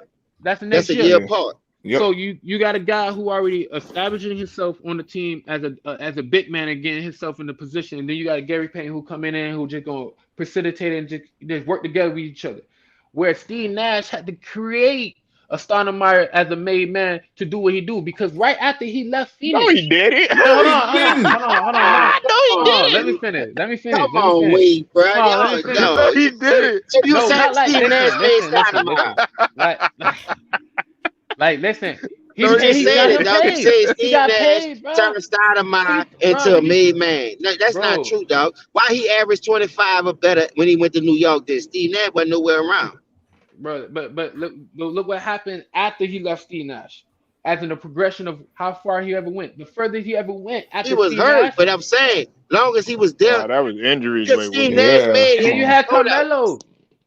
No, listen, just because Steve Nash made the open pass or the right pass, that nigga still got to hit the shot. Steve Nash ain't helping work on that. That Steve Right. Nash ain't had him jumping Bro, out no fucking gym. listen, That dude was listen, jumping out the gym already, dog. Come on, wait, bro. You my bro, dog, bro. I can't let you do that, bro. I can't let you bro. do that. The You position on of this the Steve ball, Nash the train for position. some reason. I don't know why. Nah.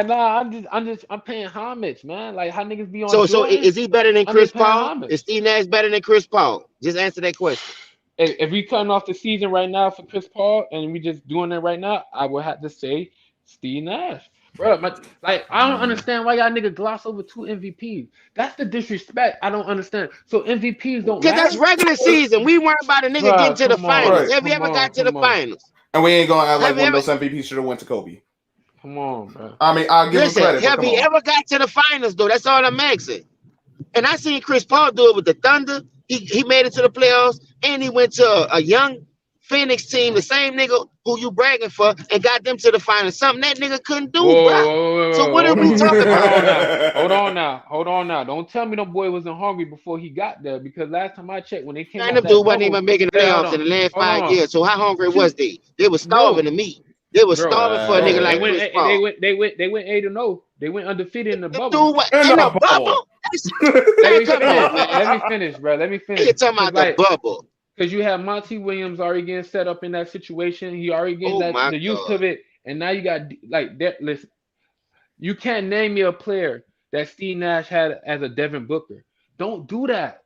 Y'all not looking at the quality of Hey, that's facts. personnel. Like, come on, Chaco bro. Chaco, Amari won Rookie of the Year. Wait, what? Alright.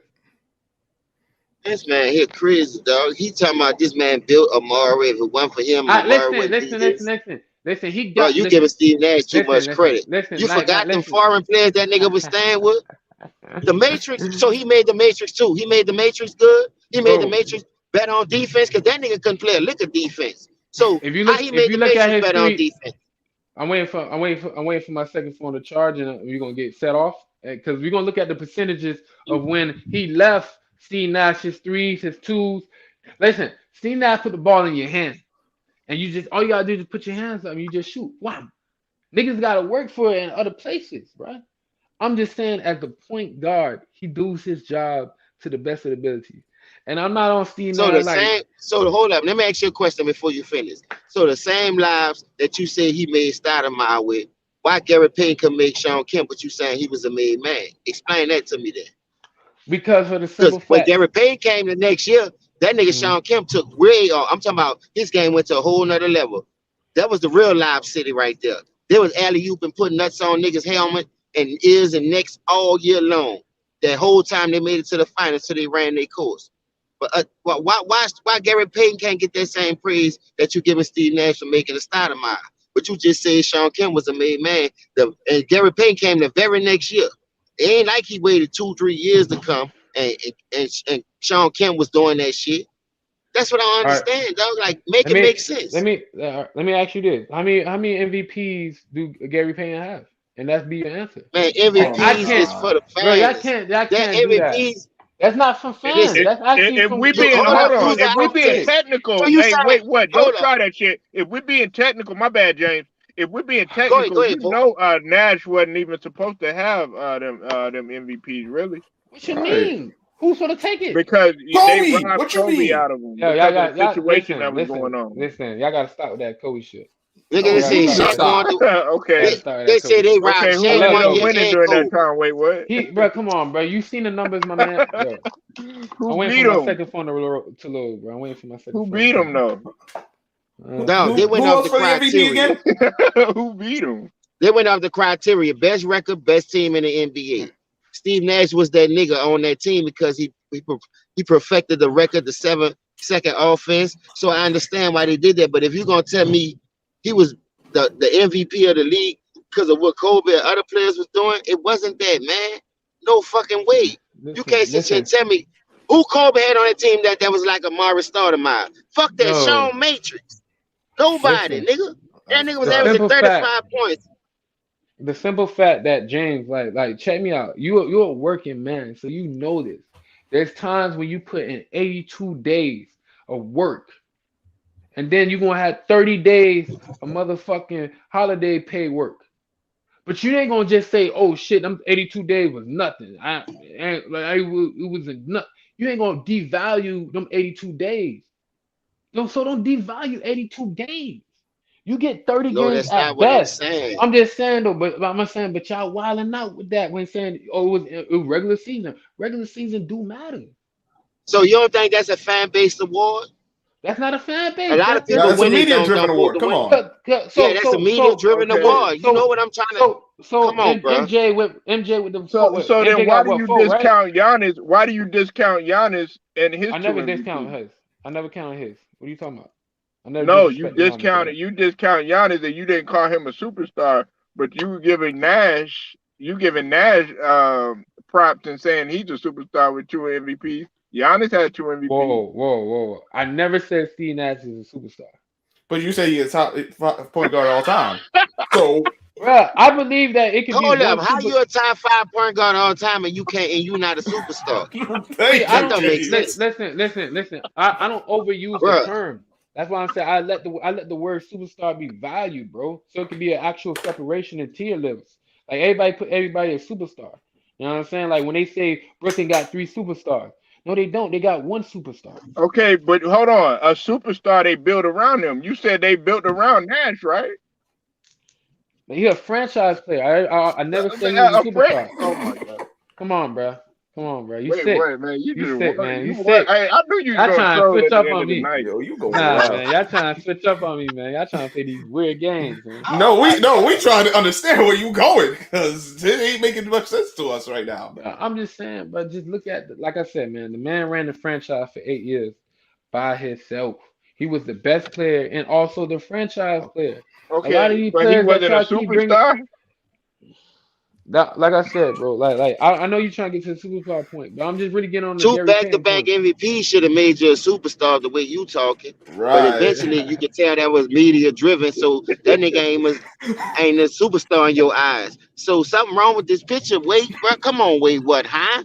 What you That's your name, mean, huh? That's man? what I'm saying. Wait, what, huh? Please You make gotta it make tell me sense something. because right now it don't. You know what I'm Tell me saying? something, bro. I'm not, like I I'm said, man. using my eyes. I'm using my eyes, bro. I'm not using no statistics, All right, no so motherfucking all right, so analytics. let me I'm explain it using like my eyes. let me explain it like this then. All right, so if I had to use that tier list grouping for this team, like top players that we have now, there's only two superstars, which is Kevin Durant and LeBron James, No, it's and then not. listen, let me finish, and then you got like all stars, who's like legitly not the term that you get on like the oh we come together 12-12. No, all stars, which is a Steph Curry, a Giannis, um, when healthy, a Kawhi, uh, who else out there Hey, who's Scrub actually Zero. like Hey, Scrub Zero in chat. I want y'all to pull up just to go ahead and mm, prove him wrong. When you pull up what else, superstars and see whose names come up, there's more than and two then superstars.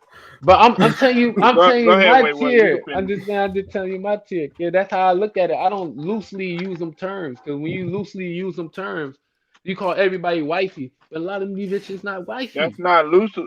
Hey, That so that's the winning perfect a term, defensive bro. player in hey, well, hold on. Has Steve Nash ever won a defensive player in the year and the MVP in the same year?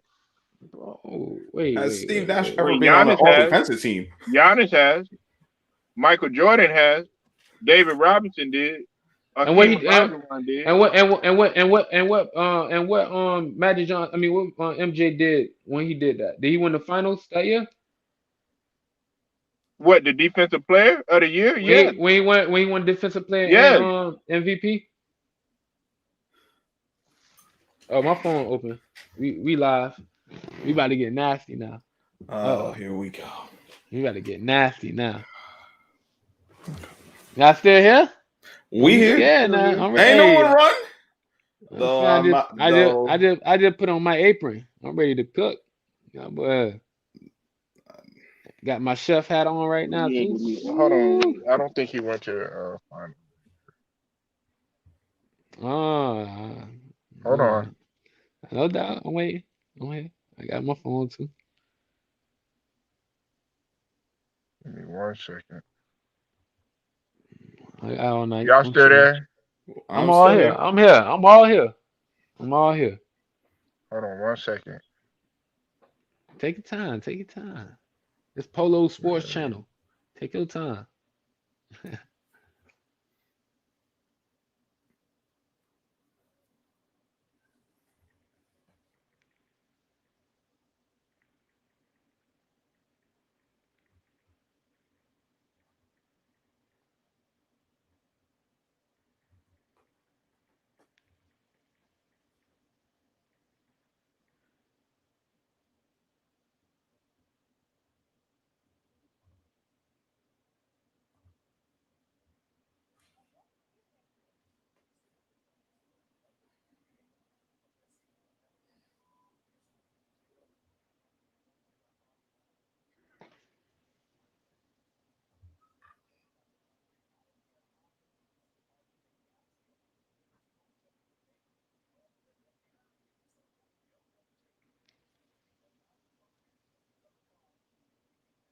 That was in '87. He won the MVP and the DPOY in '87. But I think Mm. one of those years I got mixed up. He was a steals leader when he got MVP and ended up going to the finals, if I'm not mistaken. I appreciate you. I appreciate you clarifying that. So, like, my point is, But and that's the but but let me, he still can I did it finish? though. He But let me still finish did it though. though. The reason Nash why, never did that. you know what I'm saying, the reason why I said all that, because you said Giannis, you said MJ, you said everybody else. Hmm. Those guys didn't win a championship that same year. So you can do all that and it'd be pointless when it's time to come to the playoffs. So that's all Okay, I so say. then you're either in your own self with what because you're sitting there saying that Nash is a superstar, but he failed I to didn't say capitalize I didn't say that. when it all mattered No, on no, no, no. several occasions. When it, like I said, I'm only defending Nash as a point guard. As a player, y'all can ridicule him to the death. I got no pressure with that. I'm just talking about a position of a job that I'm strictly at. It's like cashier at cashier. I'm not talking about He's sales not even floor. better than I'm not. DJ. All right, all right. But as a point guard, your job is also to play defense, is it not? He's average on defense. He's fantastic on offense. There you go. You know, Dennis Johnson got rings with not only the Supersonics, but he got rings with Boston too, right? What year? 70, 79. I forget. I think it was 78, Wait, 79. who you said again? Dennis Johnson. DJ Dennis I Johnson, got you. I got you right here. Red, R.I.P. Oh, shout out to that boy. Rest I'm in gonna smoke one in paradise. there right now. I'm gonna smoke one in the air for that boy right now in a few minutes. Ooh, I like that 6'4". He's pretty tall, by the way. 6'4". I like that. Here we go. Here we go. And Dennis Johnson, he wasn't even like Yo, he was really beyond his prime when he went to Boston, but he was still yo, solid. are you serious right now? Yo, Who? my man's highest, He like, was still solid. yo, he averaged 5 assists for his career, bro. We really I just said gonna do point the guard. numbers game, man. Come on, bro. Come on, bro. Yeah, Yeah, I you can gotta take look each. at you gotta I take can in take. I'm just saying. you gotta I take take into in both account balance though. I take he's in still both a Hall balance. of Famer though. I'm not knocking that. Yeah, because of the championship. Like, let me look in the playoffs. Let's see what he did in the playoffs. Let me see his assist Y'all, game go up. man, you got look at him when he played for Seattle. He only played 3 years for Seattle. His first three Right, and years, he got a chip.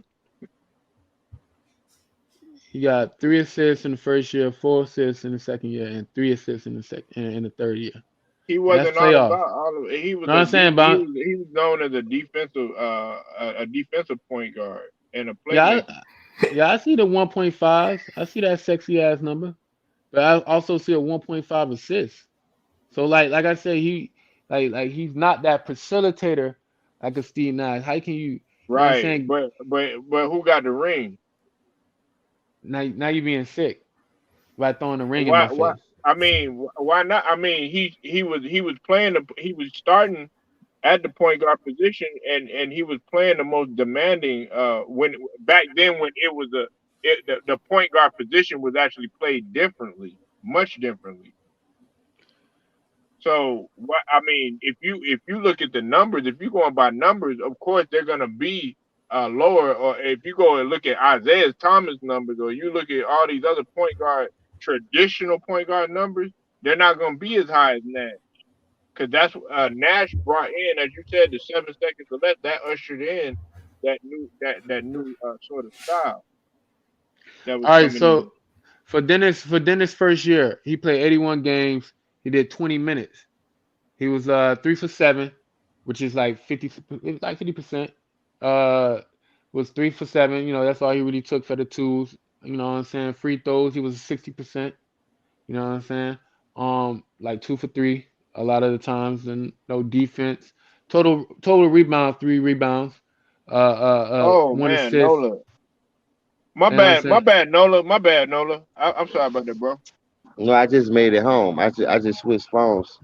He did put my other one on a charger. So let me get But I was this. just listening. I ain't tripping. Y'all finish cooking. Yeah, I didn't know you had fell out, bro. Give me one second Polo, because I this Dennis Smith. I mean, my bad. Dennis Johnson.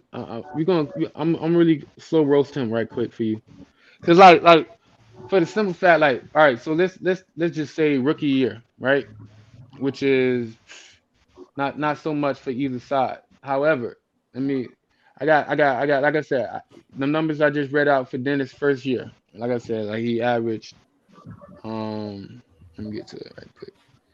The man averaged 9 points. You know what I'm saying? He had about one assist, one steal, 3 rebounds. You know what I'm saying? And he playing about 20 minutes. So I don't really knock it for that because he a rookie coming in. He 3 for 7, 50%. Go look He at ain't. Steve Nash rookie year. Yeah, Go that look about at his first two yo. years. Can let me finish. Let me finish. I got you, big dog. I got you. I'm here right here. 60. He did 65 games. So mind you, he had more games than him. He only played 10 minutes, so he's not getting no PT at all. You know what I'm saying? He only started 2 games that whole season. He was 2 for 4. You know what I'm saying? Like 1 for 2 because he wasn't really having the opportunity. But the fact that this man averaged 2 assists, you know what I'm saying? You know what I'm saying? Like doing something. Total rebounds 1. You know what I'm saying? Doing something at least as the opportunity. And also let's talk about the free throw. 80%. Dennis Johnson was 60. That's not really helpful. You know what I'm saying? Man, However, but Only what thing I Steve can Nash, give you, dog, is free throws. Other than that, I can't give you nothing else.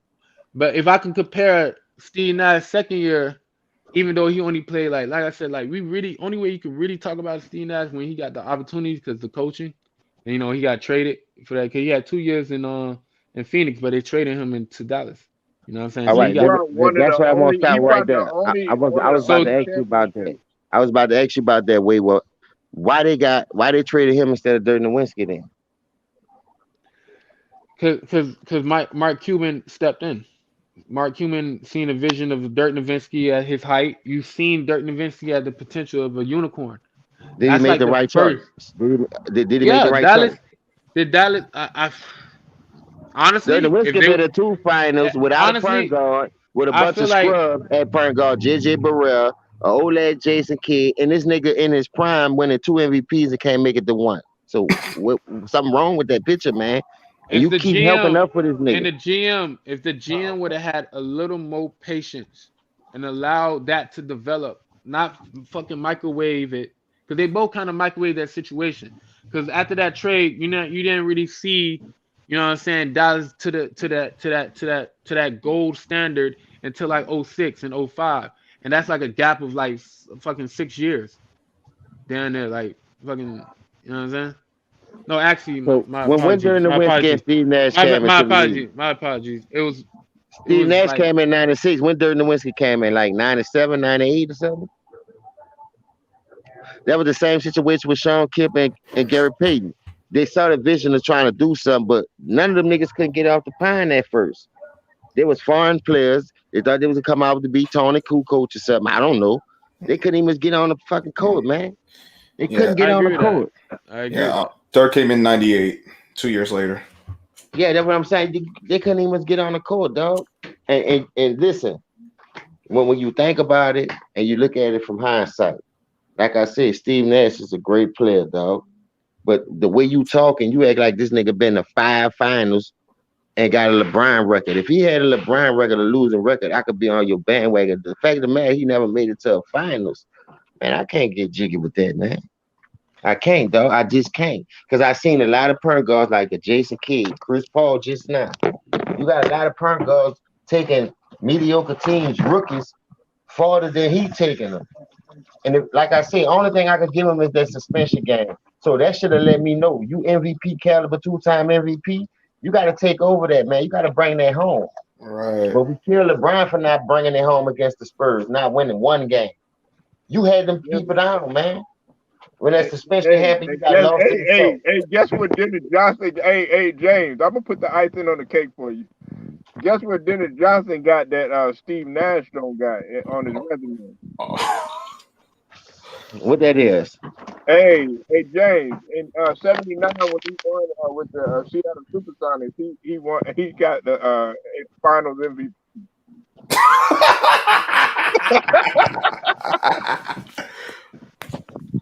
because he scored 32 points. By the way, Finals. Wait, what? Dear goodness. And he was known for his defense. He wasn't known for his offense. Am I lying? Scrub Zero and James. No, you're right. You ain't Hey, lying about that. see, that's what I say. When you draft players, play your position. Don't try to play everybody else's position. And then when you lose by trying to do that, you won't try to point the finger all the time. And you hire this person to do a certain job, point guard. You facilitated play great D. I don't need you to score because I got Bird, I got McHale, I got Parrish. I just need you to come and fit in. Play your role that I asked you to play. Play the role that you need to play to make us successful. But when you got niggas out here trying to play everybody's position, everybody doing all this dumbass shit, you can't. Man, I don't feel sorry for no nigga like that. That's why he never made it to the finals, dog. You make it to one finals, I could give you the shit that you saying. You never made it to one, man. So the fact that like y'all just glossing over the fact that like my man was a point guard leading. Like, you know what I'm saying? Like he's doing all of what he did. He didn't have that guy who should be scoring. Like, like y'all trying to compare Amari Stoudemire to like Amari Stoudemire and Steve Nash to like a Steph Curry and a Klay Thompson. That's not possible because Stoudemire cannot give you that valuableness that a Klay Thompson can give you in different ranges. Like he was just limited to that one position. The man has so many other options because he created so many options for others. So he played in his position and his job. The man was averaging down there like, you know what I'm saying? Like niggas scoring. Nigga beat Memphis, which Memphis was a incredible team in '05, which was like hard no defense type of shit. Beat them boys in four. And you know the man was averaging down there like he had 11 points the first game, 12 points the second game, 13 points the third game, and 24 the last game, closeout game. He had to put it to the end. You know what I'm saying? Put your foot on the throat and don't let loose. You know what I'm saying? But the first three games, 11, 12, and 13, And what about his teammates in those games? and his assist was 13 on the first one, 15 in the second game, and 8 in the third game. You know what I'm saying? So if we go to the team, which let's get nasty. Let's get nasty then. Fuck it. You want to get nasty? We're gonna get nasty. Let's go. Let me get to this game right now. But I mean, at the end of What? the Talk to me, day, man. I can't understand silence. Talk to me. Let me hear it. no. At the end of the day, what you can't really.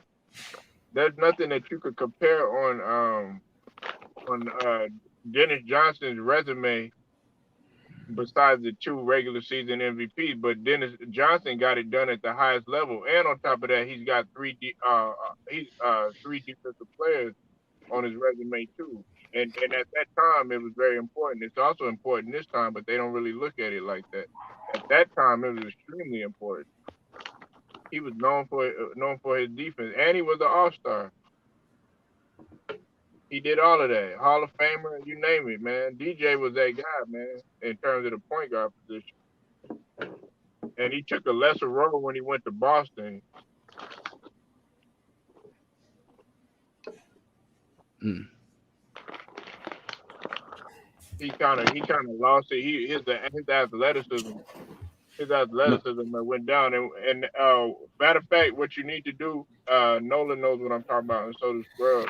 You need to go to True Roster TV and go see how he talks about Dennis Johnson. He'll give you a great description of everything with the historian that he is.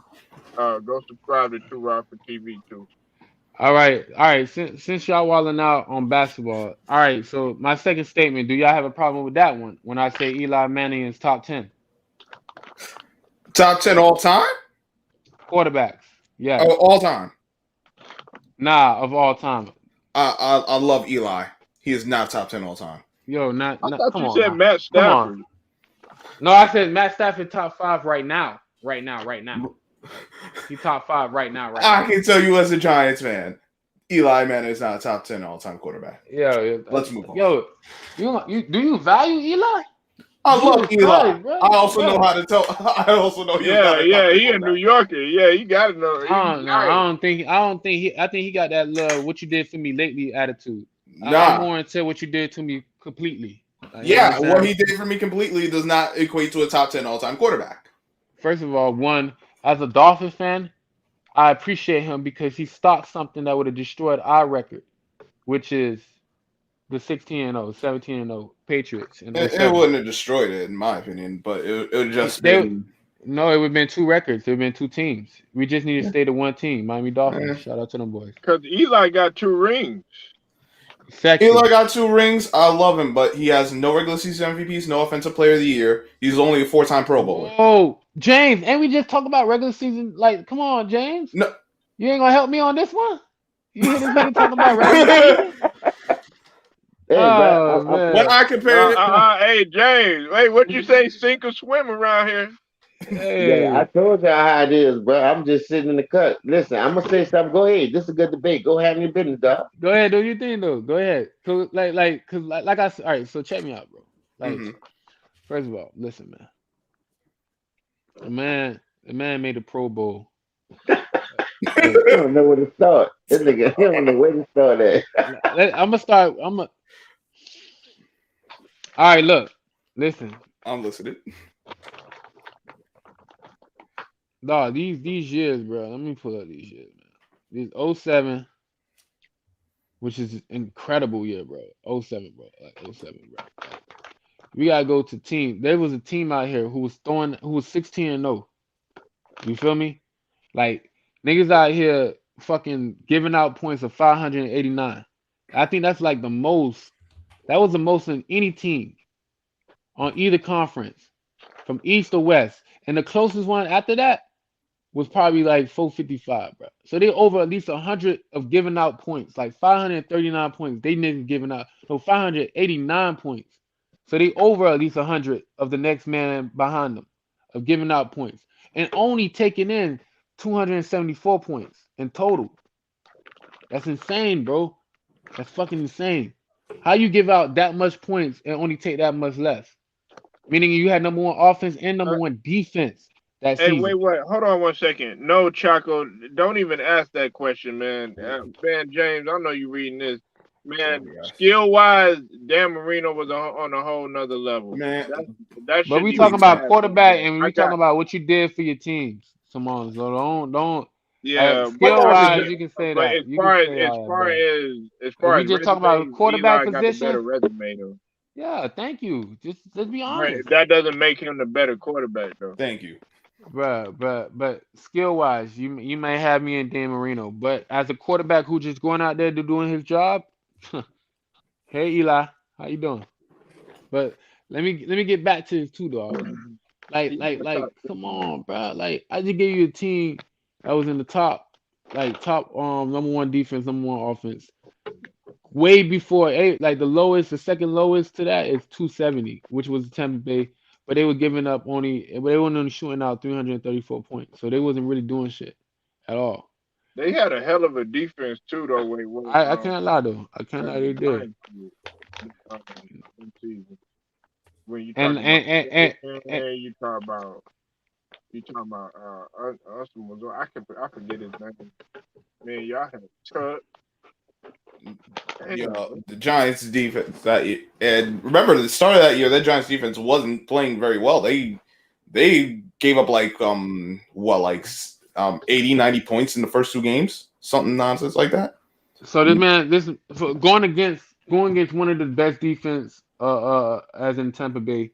The man Eli went for 20 for 27, 185 yards and 2 TDs, bro. 2 TDs.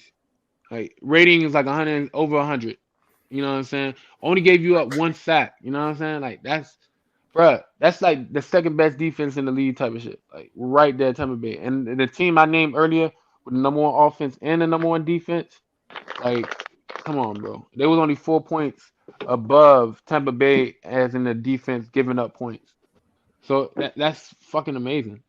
Like really is, bro.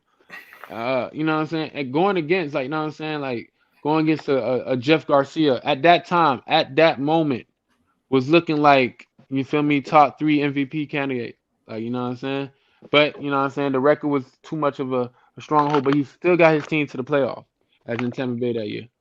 You know what I'm saying? Throwing over 200 yards. And I didn't like Jeff Garcia, man. He was He vibey though. He was consistent. I like in Philly, he was straight. And then when he went to Tampa, he did his little thing though. Like he got them boys to the Uh, playoffs. he was but he was San Fran. Yeah.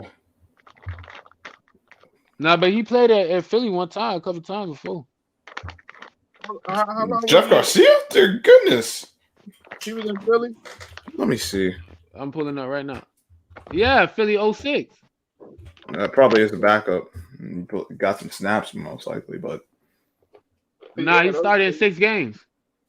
yeah. And he was Oh, I always remember and him he with was the 5-1. 49ers and with us. He was Yeah. 5-1. McNabb must have got banged up that year. Yeah, he did. Yeah, definitely 06. You know what I'm saying? So he was a starter for them boys. You know what I'm saying? Like you feel me? And then he went back to them boys in 09. So I Where y'all wasn't rate bugging. Jim Kelly? Chaco want to know where y'all rate Jim Kelly, man. Chaco. I gotta start with that nigga. Dang. I was Jim Kelly expecting was the Chip It Kelly to best would have tell you player. been question, nice but if he would have won those Super Bowls, he though. would have. But yeah, it really would have.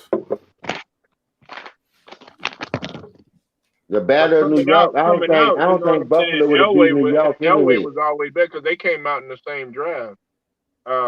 He had to go to the what's it called, to Canada. I mean to the Islanders first. Jim Kelly did, and then but Jim Kelly was John Elway was always head and shoulders above him. All right.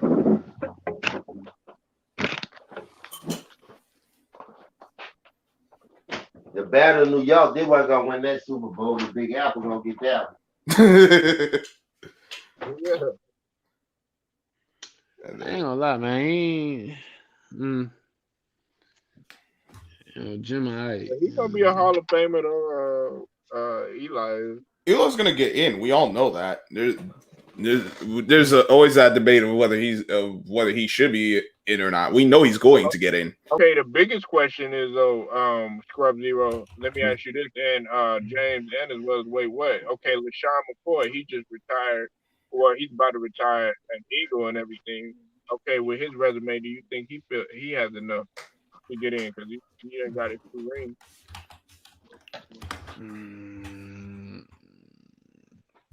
I mean, He's calling it quit. I know. Pete.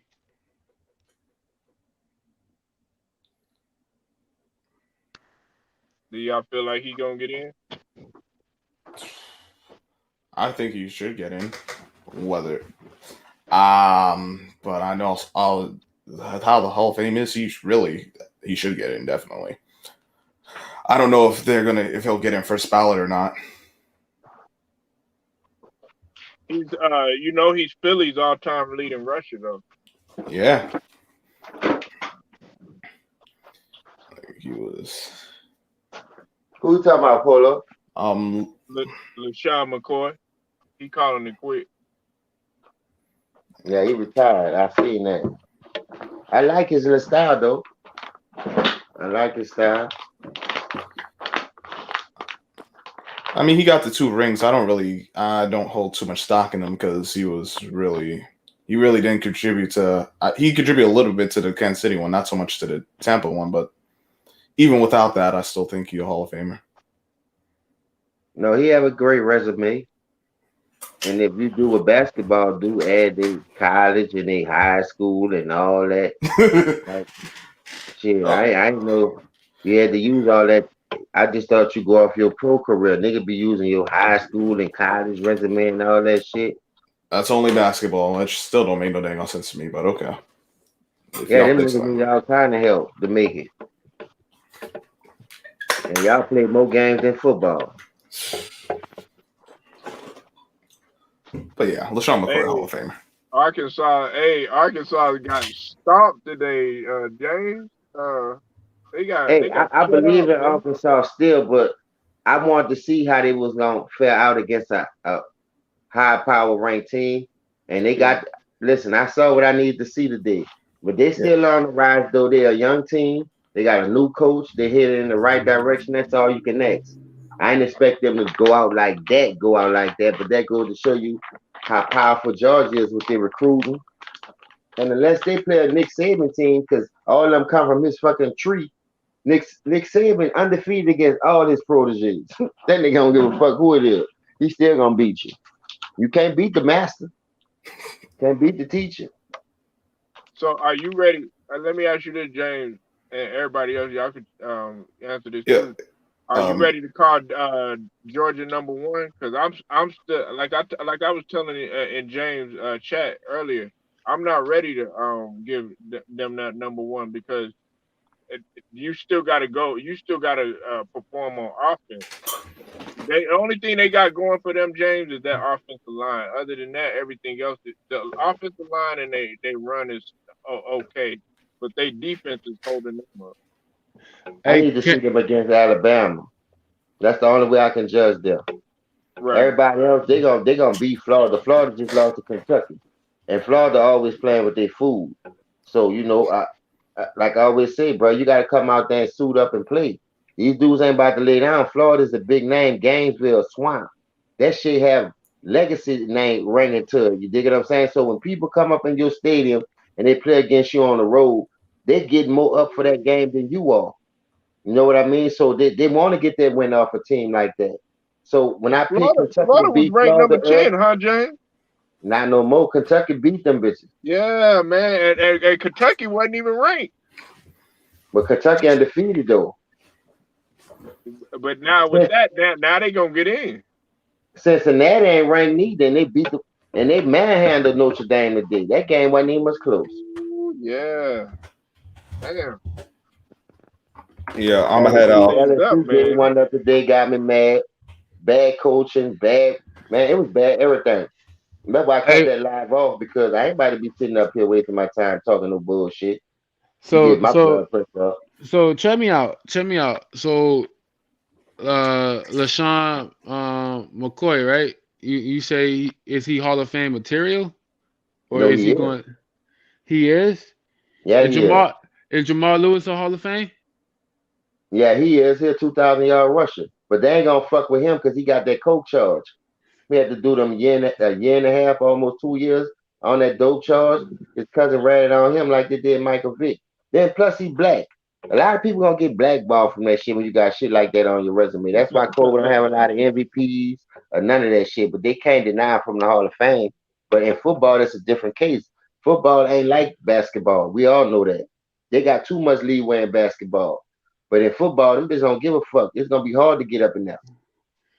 For the simple fact that this man got like, first of all, McCoy had played 12 seasons. My man only played 8 seasons, and and McCoy only has 1,000 yards and probably like a few yards more than him. You know what I'm saying? This man, like I said, like this man was he have more he have a 2,000 yard. He got 13 yards, and then he got like a two 11 yards rushing years. You We know what talking I'm about saying? Jamal Lewis. Yeah, But and listen, I'm telling you, it's he because only of that played 8 years. charge. When that No, nigga got busted I'm for that charge, they I'm not not putting saying that nigga in. I'm not talking for the NFL. I'm asking you, and I'm asking y'all boys. Oh, I think If he, but yeah, he a Hall of Famer. Fucking right. all right, Jamal that's Lewis what I'm was the saying. Like, without yeah. Jamal Lewis, Ray Lewis and them don't win that Super Bowl. Anybody can tell you that. Without Jamal Lewis, they don't win that Super Bowl, dog. You know what I'm saying? LaShawn McCoy too, though. Wait, what man? I mean, what's huge is that he's really again. It might not seem like a lot to you, but to me, I look at stuff like this, man. He's a all time leading rusher, though, man. You know, Yeah, and you got to you think gotta about give all it the to him. great backs that went through that bitch. Ernest Bynum, Ricky Waters, even though he Right. said that time that Ricky Waters went over there and became a dominant force for the Eagles. You know what I mean? He put up some great numbers over there.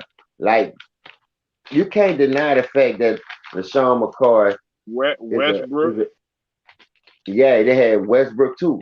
But LaShawn McCoy is more like a versatile back. He can run between the tackles even though he's small. Only thing his knock was the way he carried the ball. He carried that bitch too loose. But look at his fumbles. It wasn't like he was fumbling that bitch because you could barely catch him or touch him. So when it was time for him to protect that bitch, he did a great job. You know what I mean? So to say he carried the ball loose like that, and he don't have that many fumbles, that's a testimony within itself, man. I like LaShawn McCoy. Like I say, 2,000 yards is hard to get. Ain't that many rushes and how many running backs that went through the fucking NFL? And ain't none of them bitches got, what they got about 2,000 yard rushes? They must got 10 of them bitches. Emmitt Smith never rushed for 2,000 yards. He had the best offensive line in NFL history. So that goes to show you how hard it is. 1,000 yards ain't shit no more, dog. You can rush for 1,000 yards, nigga. They gonna cut your ass. You need at least 13 or better. James trying to resurrect his career out there, James, man. And I got faith in my boy. Now he slipped up. He slipped up one that game before last or whatever, but he made up for it, man. What you think about Jameis, man? You too, wait, what? Man, I'm tired of them robbing my team, man. They keep hitting us with the COVID. It's gonna be something with the Saints, dog. Like small market teams, I really feel like they got it out for them. Especially when you really trying. Like since we got Mickey Loomis, we've been hitting on our draft picks. We've been drafting key free agents that can help us stay, in the playoff hunt. But when we get there, them bitches robbing us. Pass interferences, right? I'm talking about them two pass interference call against Minnesota when Randolph puts PJ Williams and the one against the Rams. That shit was egregious, bro. You could tell they got it out for us. I don't know if it's because of that bounty hunter because we broke their little golden boy up in Brett Fall. I don't know. But they've been had it out for us for a long time, bro. They don't like small market teams. But this what I would tell you to answer your question. I always say James had a lot of upside. He got the arm strength. He can stretch the field. If he ever get with the right coach that can put him in position to succeed like he should, that dude gonna be nice. And Sean Payton is the answer. Now, see how he threw for like 150 yards, 5 touchdowns, nigga was shitting on him? Man, come on, man. That was an efficient game, nigga. I'd rather my quarterback manage the game, throw for 200, 225, be balanced like they was against Green Bay. But they made all the excuses why Aaron Rodgers lose that game, but then they're going to come shit on us when they know we lose 7 coaches. We was missing 7 to 8 players for COVID protocol and injury. That's why Carolina beat us. And they beat us in Carolina. We was in Carolina. We wasn't in New Orleans. So watch when they come to that James, fucking why game. did but let me ask you something though, James. Why the hell did they cut Latavius though? Man, they tripping. Saints been on a And rampage and, and, lately. and, and you see the Ravens went ahead and picked him up. Yeah, we weren't supposed to let Mark Ingram go. But at the end of the day, it's bad decisions. They just They waived his been ass. I'm tight with like, the what money. the fuck? Why y'all get rid of him? They starting to get tight with the money. Tom Benson gone, God bless his soul. He was like that. That nigga was shiesty. That's why like I say, when Mickey Loomis came, we went to spending money on free agents. We went to spending on draft capital. Like we went to hitting on our draft picks. Like we was trying to win. If you look at the years that we've been in the playoffs and competing at a high level, 2 of the years Drew Brees had cracked ribs. He was injured. Teddy Bridgewater went 5-0.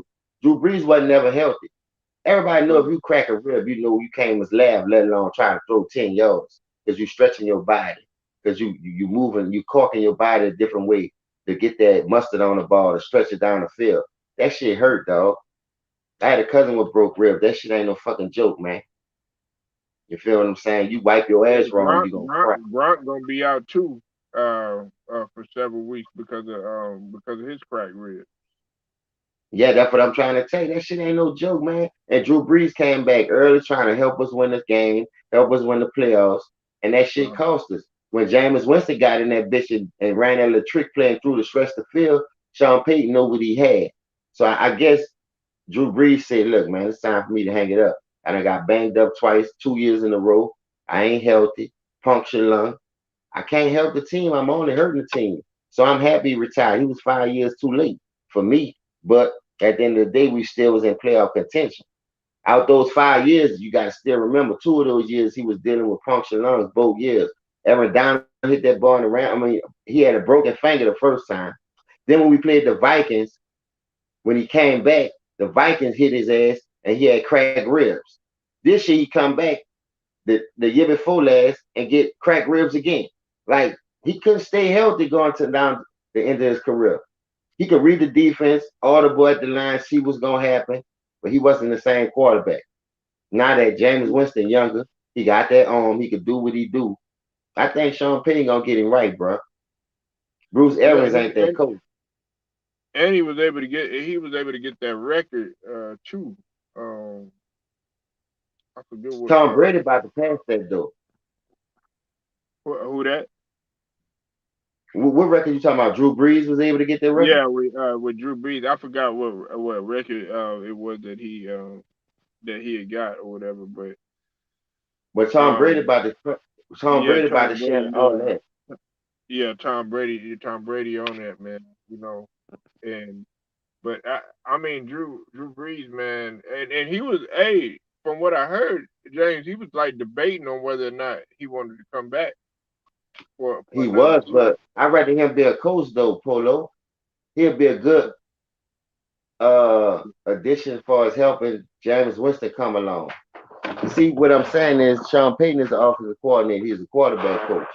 That's why when you seen the Rams switch their quarterback to a nigga who got the skills, a veteran who understand the game more than Jared Goff. Look how the Rams looking with fucking Matthew Stafford.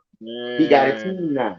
So that's all I'm saying. You get with the right coach, know what he's doing. They're gonna put you in positions to succeed instead of fail. right. Bruce Arians had that man just chunking that shit down the field, chunking that shit down the field. Tom Brady come over there, check down short. See what I'm saying? But the shit got him a Super Bowl. He stretched it when he can. He wasn't always stretching the field.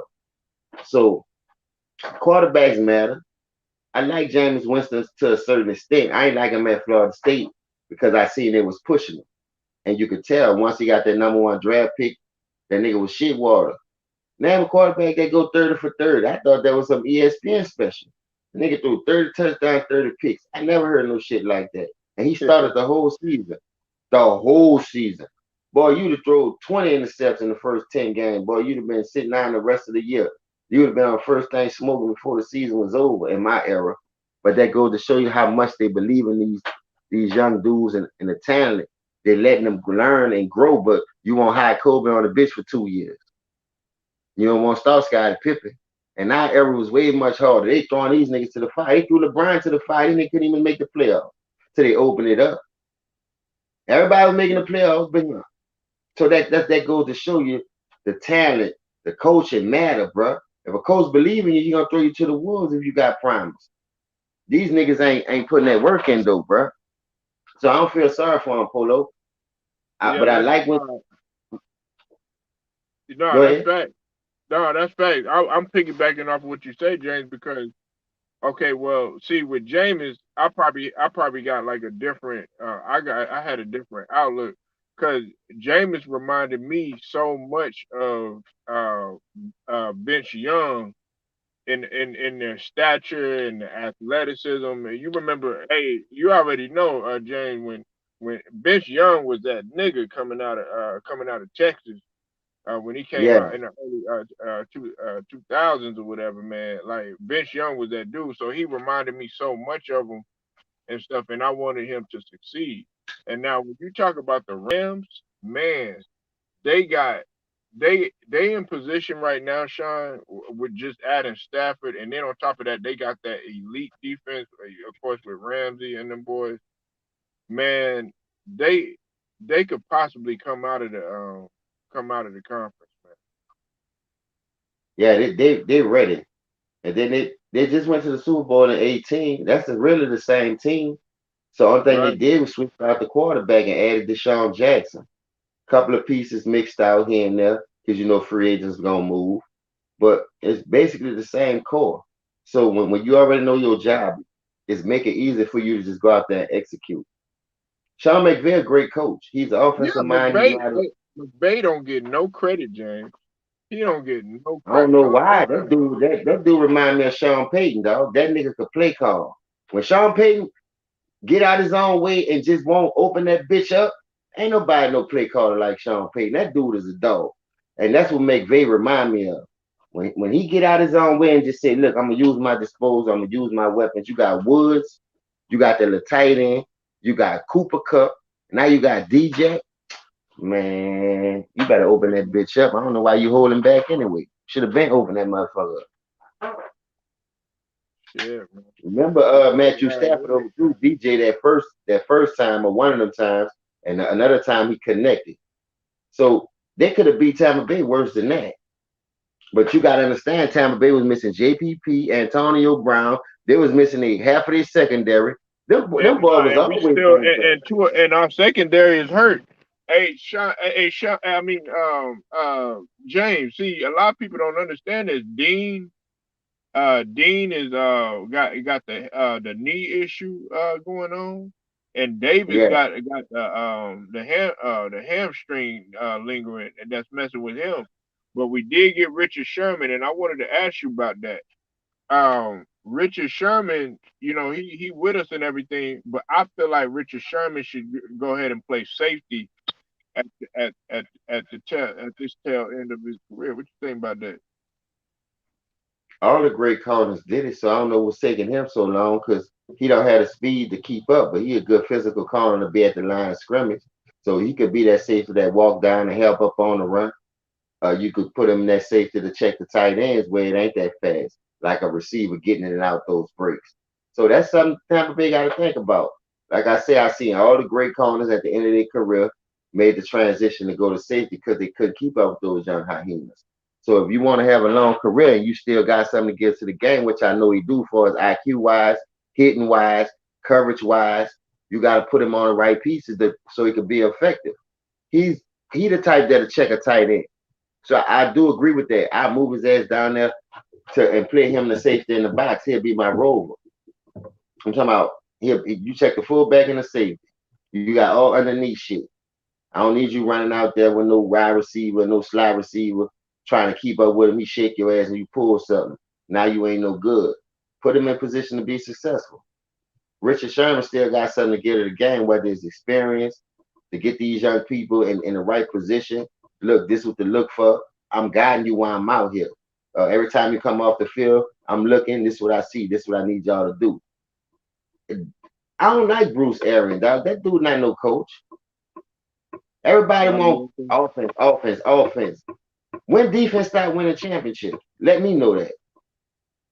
right now. Defense still win championships, man. You need a fucking defense. You can score 55 points like that time the Rams and KC had that fucking shootout. Where's the defense? They had over 50 some fucking points. The Raiders was through the roof though. That's what they want.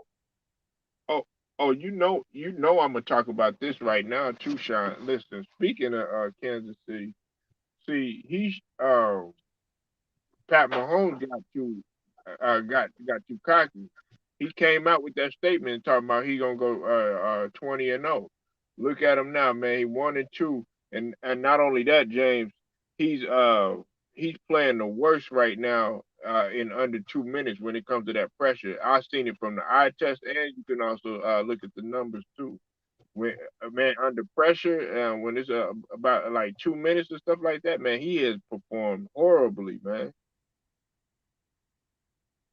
Hey, you push a nigga so far, you still gotta perform. I seen him help cheat a lot of people get to that promised land. You still gotta win it. Cause that's when they're gonna take the training wheels off. They're not gonna help you win it like that. They might give you one of them, but they ain't gonna help you win all of them. You see what I'm saying? That's why they changed that rule. Talking about he deserved a shot at the ball. Nigga, the overtime rule's been the same damn near 75 years. Now all of a sudden you want to change for this old bitch ass nigga? You see what I'm saying? It ain't my Right. fault, dog. The first year that he went to the Super Bowl against San Francisco, you had your offensive line. You down by 20. I mean, you down 20-10. You throw two intercepts, crucial. Kyle Shanahan, I've seen him cost game after game after game after game. Y'all relying on offense, offense, offense. You dig what I'm saying? And the offense that y'all pumping up and giving praise to these niggas barely could call plays. Kyle Shanahan just blew a 28-3 lead in the Super Bowl. Yeah. You know what I'm saying? So I'm just saying, now he over there at San Francisco, 20-10 lead, 7 minutes left in the fourth quarter. Patrick Mahomes throw another intercept, back to back, damn near. Two interceptions in that game. He got all his weapons, and they let him off the fucking hook. But see, Tampa Bay let his ass off the hook. But that's what they come with. Oh, he was missing three offensive linemen. Skip. Man, get the fuck. Y'all always making excuses. They be quick to make excuses for the niggas that they pushing.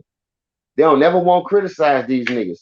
You Right. notice they don't criticize nobody that they pushing. Nick Ron come on that bitch soon he lose to the Chargers. Still got him top two. How the fuck you do that? Fanboyism, man. This shit is getting out of hand, Polo, y'all. You gotta call Listen, that shit how it go. I'm not listening to none of the motherfuckers, James, because listen here. Okay, Justin Fields go out. Man, soaking wet, just came out of college and shit. This motherfucker struggle. He gets sacked 9 times. He goes 6 for 20, 6 to 8 yards and shit like that, right? And then they are automatically pushing that narrative, talking about, oh yeah, should he start and everything. And then motherfucking, I think Damian Woody, man, would want to get on there and try to play the coon role. Man, I'm so disappointed in my nigga, man, but uh Justin Fields, man, I'm like, okay, you gotta give that motherfucker time. Look, man, that motherfucker you gotta give him some time to develop. Then they don't want to make up their motherfucking mind about Deshaun Watson. Okay, at first, oh, all these teams was like, oh well, we need good character guys like that motherfucker in Miami. And then what's it called? Philly didn't want him at first, but now they want him again. They like, okay, yeah, they going after him again. Man, it's all these fucking narratives that they keep pushing and shit. Like, make up your motherfucking mind. You got Cam still sitting out there that they could use and everything. So I'm just you got a good point, James. Like these motherfuckers, they sit up there and they push these narratives, and now, oh yeah, well, you know what, man, we changed our mind and shit like that. I at that point I'd be like, man, fuck that shit. But see, yes, they should continue to start Justin Fields. That's the only way he gonna learn. Got throw him to the wolves, bro. That's why Romo lost his job. Romo accepted that shit and went to commentating. See, this the whole thing. Matt Nagy, bro. I've been looking at him as a suspect coach. These niggas, how you get a job? You never prove yourself to get no job like that. I don't give a fuck what you're doing as an offensive coordinator. Once you see you can't handle the pressure, you either got to step down and accept that shit, because that let me know you in it for the money. You out here riding a coattail because you know somebody, because it ain't what you know, it's who you know. That's how Kyle Yeah. Shanahan still holding on to a fucking job because of what his fucking daddy did. But let me tell you something, bitch. Your daddy was winning. At least your daddy was getting there, winning. You getting there blowing leads that you ain't supposed to be blowing. You almost know how to coach the game. You don't know how to manage the game. And half of these coaches out here is like that. From the Matt Nagy's on down. Dog, this shit is crazy. The nigga Adam Gates who just got fired from the Jets. Come on, man.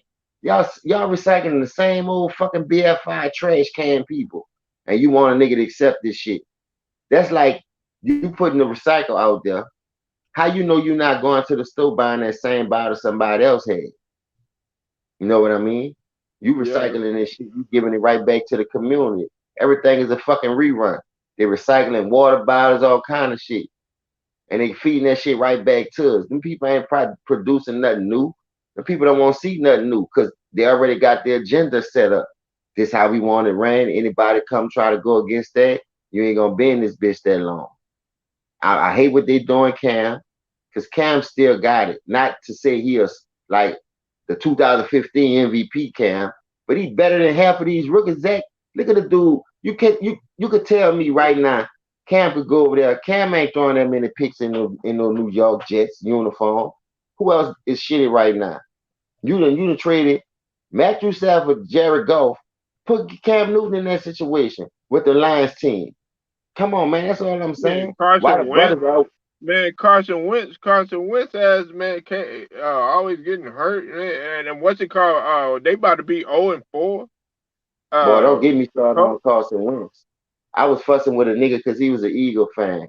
And the first year Carson Wentz had that good year before he blew his knee out and Nick Foles went to the Super Bowl and capped it off.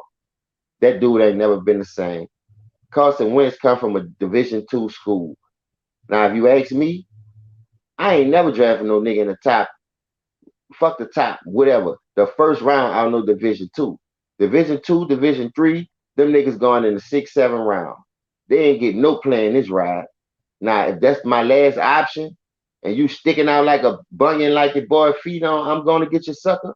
Then I'm gonna go up and get you or something like that. But a Right. Division Two player, Division Three player, I'm not going to move all the way up to no number two to get no Carson Wentz. Carson went to North Dakota. What competition he played to show you he was worth to be a number two pick in the NFL? This the pros now. This ain't no motherfucking lit. And Division two school can't be no Division one school. So what I'm asking is why he go that high? Who was in that front office to pull that string? That's dumb. That all other quarterbacks that was out there that played in Division one, but you ain't gonna go to the HBCU and grab none of them brothers. You're gonna overlook them. Knowing Yeah, Doug Williams probably showed you we work a look at because I won a Super Bowl. I come from that culture. I know what we capable of. Why you think Deion Sanders and Eddie George ran back to Tennessee State and Jackson State? Because they tired of this bullshit. You see what I'm saying? They're trying to equal the fucking playing field. But we always get overlooked for these old bust ass niggas like him. I would have never gave move up no number two for him, boy. Coming out no North Dakota, bro. That's bullshit. Now they reaping what they sow. You got that little ring, and he ain't get it for you. You got rid of the nigga who got you the ring. mhm. So hey, that's the world we living in, Polo. Man, listen, if I ain't broke, don't fix it. Nick Foles will still be my quarterback till he show me otherwise. He run the offense better than Carson Wentz. He showed you that he can stay healthy, he can stay upright. He not no dead headlights when the nigga blitzing. When you blitz Carson Wentz, he dead. That's facts. And, and two things too, James. Now, when it comes to the narratives that they pushing about Cam, you already knew it. It was the first one was because of the whole B shot. You know what I'm saying? That's Because he, why it's really about Polo. Polo, that's what it's really about, though. But go ahead. It ain't about the man can't play. but That's they, about that. but see, but James, they put the icing on the cake and made it even worse because they talking about Mac Jones had to help him with the playbook. Who helped them with the That- playbook last year? like he didn't know the plays and stuff like that. I'm like, he played last year. Thank you. That's why I say who helped them with the playbook last year then. And they had a 7-9 record. Nobody expect them to do that. Come Yeah, on, man. This bullshit. That dude is a brother. They fucking over that dude. Everybody see what's going on. But like I say, dog, niggas just gotta wake up. I ain't with that fuck shit, bruh. I I ain't think supporting it. Tomlin. I ain't rocking with it. And if you coming like that, nigga, I'm gonna wake your fucking game up, nigga. Cause I don't rock like that, dog. I'm gonna hurt your I'm feelings. You come around me with that shit. Cause I'm gonna tell you the truth. I'm gonna be real with you. I'm gonna be real with you, James. I think when it comes to the Steelers though, because we already know Ben Roethlisberger, he's on the decline. He's on his way out. But I think they're gonna get rid of Tomlin before they get rid of Roethlisberger. What you think? I think they're gonna pull some fuck shit like that. Well, I could say it coming because he a brother, like I say. But you should have been got rid of Ben after those two fucking rape charges, but you riding Deshaun Watson back. That's what I'm saying. They don't keep the same fucking Yeah, energy. It's yeah. just so much fuck shit going on. So much fuck shit going on. But them Well, niggas will be out here supporting that shit. And you want the get along gang to get me brainwashed. No nigga. I see that shit coming from a mile away. Now I love football. I'ma still support it and watch it. But I don't like what they doing. They only thing we gotta do is blackball it. It's easy to blackball football. You heard right. me? But leave that shit ain't hard. They had lockouts and everything. Nigga done went on strike and shit on them bitches. Why the NBA don't do that? They forcing niggas to play. That's why Patrick Beverly telling you to stay woke. Stay woke. The NBA is ran by players. The NFL not. See what I'm saying? That's one thing I do like about the NFL. They still got a grasp on what they trying to do and what position they playing. You got some niggas with a little power like Brady, Russell Wilson. You got to earn that shit though. You got to become a champion. I ain't giving you that kind of power when you ain't never made it to no fucking Super Bowl and lost or something. Then you can't even get out the first round. You're not about to get that type of power that Brady and Russell Wilson or Ben Roethlisberger got. That's another reason why I think he Ben Roethlisberger went to a good situation, dog. See that Pittsburgh defense? Ben Roethlisberger was a game manager, but they Yep. talk that shit about Tom Brady being a game manager, driving out there for field goal, but they ain't saying shit about Ben Roethlisberger though. Yeah, he got them too, and had a tremendous. Hey, James had a tremendous, not nigga, a great defense. One of the most slept on defenses, man. That Hey, I've why ever you think they lost to Green Bay, dog? Who fault you thought that was? when Green Bay. When they played them in 2010, the Saints won the Super Bowl. Green Bay won in 2010. We won in 2009. Green Bay won in 2010. They played them in Dallas when Dallas first like had their first Super Bowl in that stadium. That was the first Super Bowl since they opened a $1 billion playpen. Right. That was a little shootout too. Aaron Rodgers came to play. I ain't gonna lie. That's the only time he came to play because all the other NFC Championship games, we getting his ass slapped. Uh-huh. Ben Man, Roethlisberger sold Pittsburgh out. Watch that series, dog. he, You had Antonio well, Brown too, nigga. he well, Aaron Rodgers, man. When you talk about, well, let me. Now that you mention Aaron Rodgers, man, you know who's making him look good this year? That Who? that rece- his Devontae receiver. Adams. Yeah, man. I listen. I don't put too much stock in that because I'm gonna tell you why. This the Think he gonna dumbest era carry? I ever seen as far as defensive backs, cornerbacks in general, like particular. These niggas don't never look for the ball. Man, you know how many picks these niggas be throwing? I swear to God, dog. If you played in the fucking early '80s, late '80s, any part of the '80s or the '90s, man, that shit is going to the house. I put that on my grandparents who just left me, nigga, the last 2 years. Boy, Right. Charles Woodson them looking, picking it, Rod Woodson, all these niggas is the nigga for Dallas caught 2 picks in the Super Bowl. See what I'm saying? Right. Nigga was always looking. Nigga was all the receiver turned around, I'm turning around. These niggas be running into the receiver, pass interference, ain't looking for the ball. Boy, these niggas dumb. Boy, I'm telling you, boy, these niggas is dumb. You know how Right. many interceptions quarterback be fucking throwing the last 10 years I've been watching? But these niggas never turn around and look for the ball for some reason. Them niggas just be running. Where you running to? You don't even know what you running for. Because you ain't looking for the ball. Like, come on, dog. This should be hard to watch. That's why I jumped off. I knew LSU was gonna lose. I was doing it live and I seen that shit. The quarterback Uh-huh. never won't scramble. But every time Auburn called quarterback, see the pocket collapse, that nigga getting up out of that bitch. I'm talking about 20, 19, 30 yard runs. My dumbass quarterback, he just standing there patting the ball, patting the ball, patting the ball. Auburn came, sucked us up. We was up 19-10 going into the full quarter. Ain't no way in the Right. world you gonna lose that game in my era, dog. Everything was going right. Receivers dropping touchdowns, receivers running wrong. I've been watching this the whole day. Go look at my football stream. I did 3 of them bitches, dog. This shit is hard No, to watch, bro. I saw. No, I was on one of them, but then I got on live. I got on live. I think during your time. I'm like, damn, he did another. He did another football live. So I'm gonna go back and look at that one. But you talking about like the '80s and back then too, Jay. This motherfucker Nick Ron gonna come out and say that Bo Jackson was overrated. Man, please, Who? man, he would have annihilated this the whole line, and he would have annihilated the secondary in this era. Man, Saquon Barkley ain't got nothing on Bo Jackson. Hell And that's the no. nigga they always bragging about in this era. Saquon. And Christian He can't. McCaffrey He ain't can't got stay nothing on healthy Bo though. Jackson. He got to stay healthy first. I'm just naming a 2 time running back that they be dig riding. None of them two ain't better than Bo Jackson. You can have that catching out the backfield, because let me tell you something, Bo could catch too. At the end of the day, the shit that y'all getting away with, how y'all could catch it before a nigga could hit y'all wasn't doing that shit in our era. And Bo was running over shit, nigga. Bo was Yeah, busting that bitch 99 yards. Tell me when Christian McCaffrey get him one. Bo he still could do. top 3. He could do it What is all. 3 He could. years? He could. He could run over you. He could run by you. He could. He These could make niggas, you man, they miss. don't know Bo knows, man. I take Bo over any one of these pussy ass back. He must Ezekiel Elliott, because that's all he is. I don't know. They get that money and they turn it off.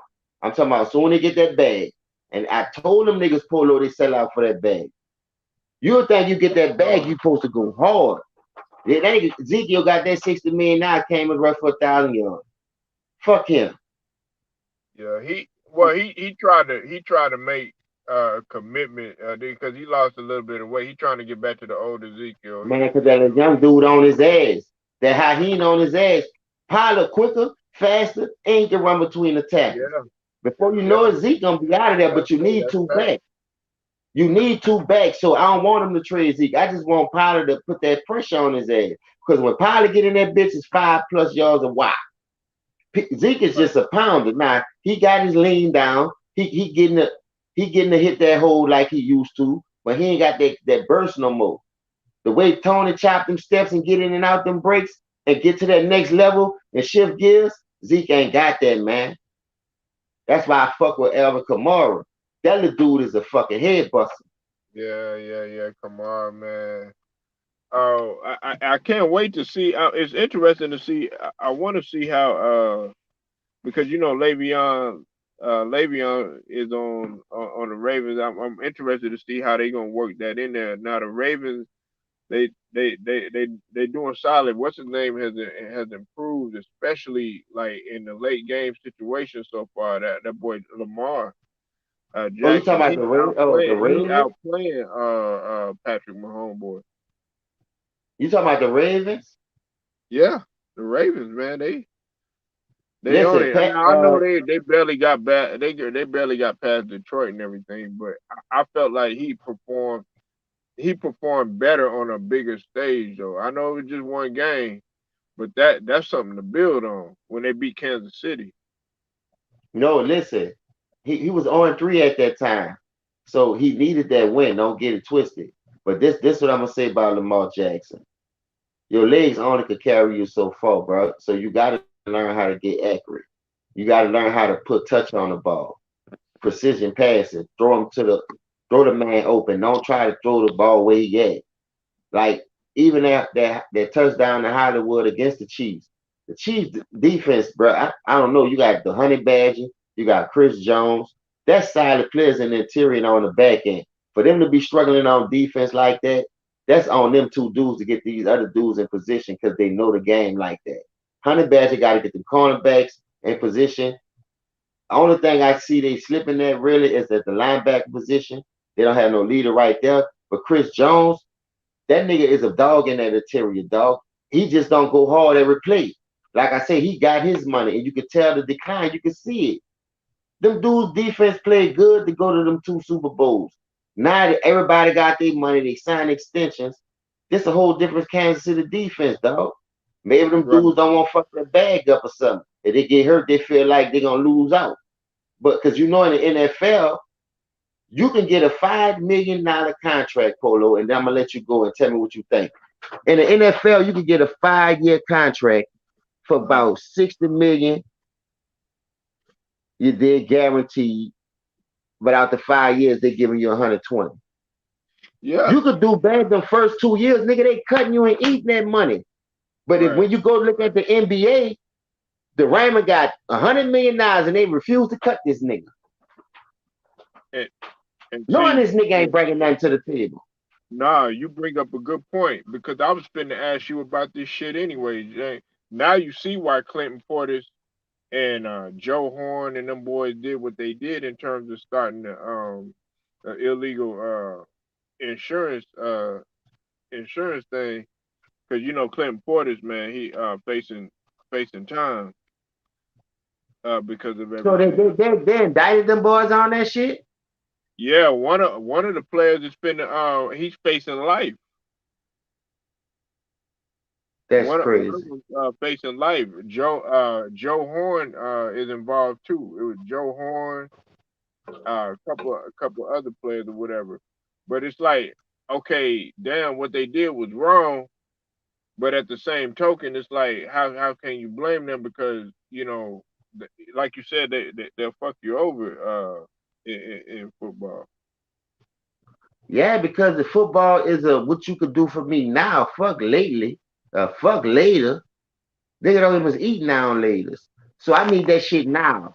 You see what I'm saying? I don't need it tomorrow or next week. Fuck a bad game. Next man up. You got a 53-man roster. These are the dudes getting paid money. This ain't no 12, 15-man roster where you could bullshit and shutting this shit up in the playoffs. In football, you need everybody because it's a combat physical sport. So a nigga liable to twist an ankle, pull a hamstring, pop a groin, break a finger, break a leg, or anything, get a concussion. This shit ain't no basketball, dog. So if you not Right. productive and I'm giving you all this money, nigga, you gone by the fucking trade deadline. Trade deadline week 8 every year. Shit, I'm on the phone week 2, nigga. I ain't giving your ass Yeah. a chance. Hey, James, let me name off the players for you. Of course, it was Clinton Portis, Vanover. I don't know if you probably know Vanover. Yeah, I heard that name before. Yeah, it's what's the name? Tamarick Vanover. Robert McCoon. I know Uh, him too. yeah, Robert McCoon, and as I was saying, what's it called? Joe Horn, and the one that that's facing life is gonna be McCoon. What's it called? Portis and Vanover are facing a maximum of 10 years in prison, and well, no, McCoon is facing up to 20 years. I'm sorry, he's facing 20 years. But there were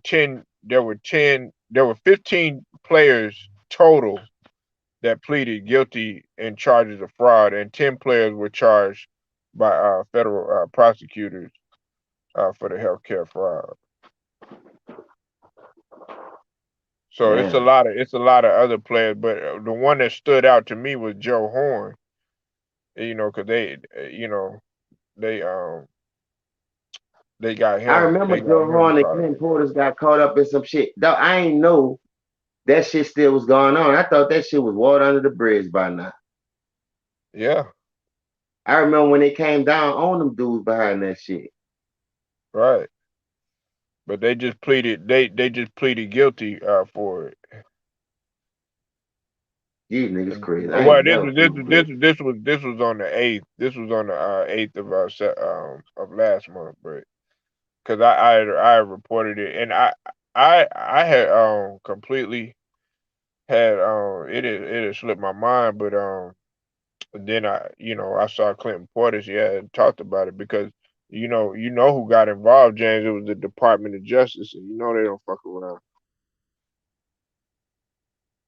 That was a big ass operation though. I remember that shit. I just don't know all the details because I swear to God that shit was water under the bridge by now. They all settled this situation. What I'm saying, but for to see that shit keep straggling along, them dudes been out the league. Yeah, and I like Clinton Portis too, man. You know what I'm saying? Ever since the U. You know what I'm saying? Him, Joe Horn, all them dudes been out the league, and y'all just selling that shit with them dudes. But see, that goes back to the point, like what you were just saying about what have you done for me lately and stuff like that. A lot of man, James, man, I've talked to a lot of guys, man, that have played, whether it's football, basketball, but a lot of the football players, man, they come back, man, and they'll be like, it's really not the same, and like it makes me wonder why a guy like Junior Seau killed himself. Stress. Listen, I can't get mad at Jamarcus Russell. But what I do, I could get mad at how he played the game. But if you gonna tell me I could get signed a first round draft pick right now and get Uh, 30 million guaranteed, I could be a bust all day. I'm walking away with that 30. But I ain't going out there to be no bust. What I'm saying. But you got new niggas that think like that. You see what I'm saying? right. That this new era they think like that. Shit, I made a nigga. I got 100 million. That's why you got a nigga like the Raymond telling Charles Barker that shit about 100 million. He making money and this and that. Come on, man. Dog, we already know the structure and how it was. But for you to even bring that shit up, I know that's all you about. That's all Yeah. you about. That's why you ran KB so you can get that. You see what I'm saying? Because you was up for to come down that fucking pipeline. And it was four of y'all. You couldn't get all of them. Now Clay just got his last year, I think. What 190 or something? So Uh-huh. all of them locked in. Clay about to come back up. You about to go out on that little 3 mil that you, I mean that little 4 3 year deal that you signed for 100 mil. So all of them gonna be coming around. Clay the only one locked up if you want to see. It shouldn't be about the money. What I'm saying though, Polo. But these niggas always put that shit on Front Street. They show you it's about the money, and these niggas still be on these shows, dick riding for these players, like they put that fucking work in to be great. That's why that nigga still average a triple single. Well, hey, look. I mean, it's a domino effect, James, because okay, at first it started off with if I if maybe you probably remember either further than Le'Veon, but see, I'm going somewhere with this. First, it started off with Le'Veon.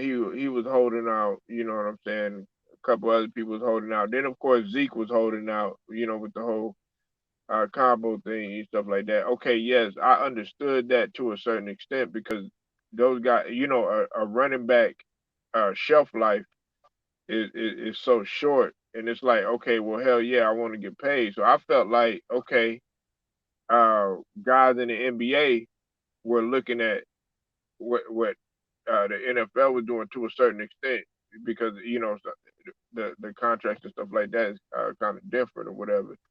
But then you got, like motherfuckers, you know, uh, that want to sit out or, hey, I don't want to play no more, like the Harden situation. I don't want to be there no more and trying to do everything that he get out. And then you got this Ben Simmons BS that's going on and stuff like that. And it's like what you had just alluded to, James, is like, okay, you haven't put no you first off you haven't put no banners um, up or no champion. You haven't brought no championship. You hadn't even shown any progression in your game. And then on top of that, you you sitting up in here acting like the city owes you something when you owe the city. You just up in here stealing money.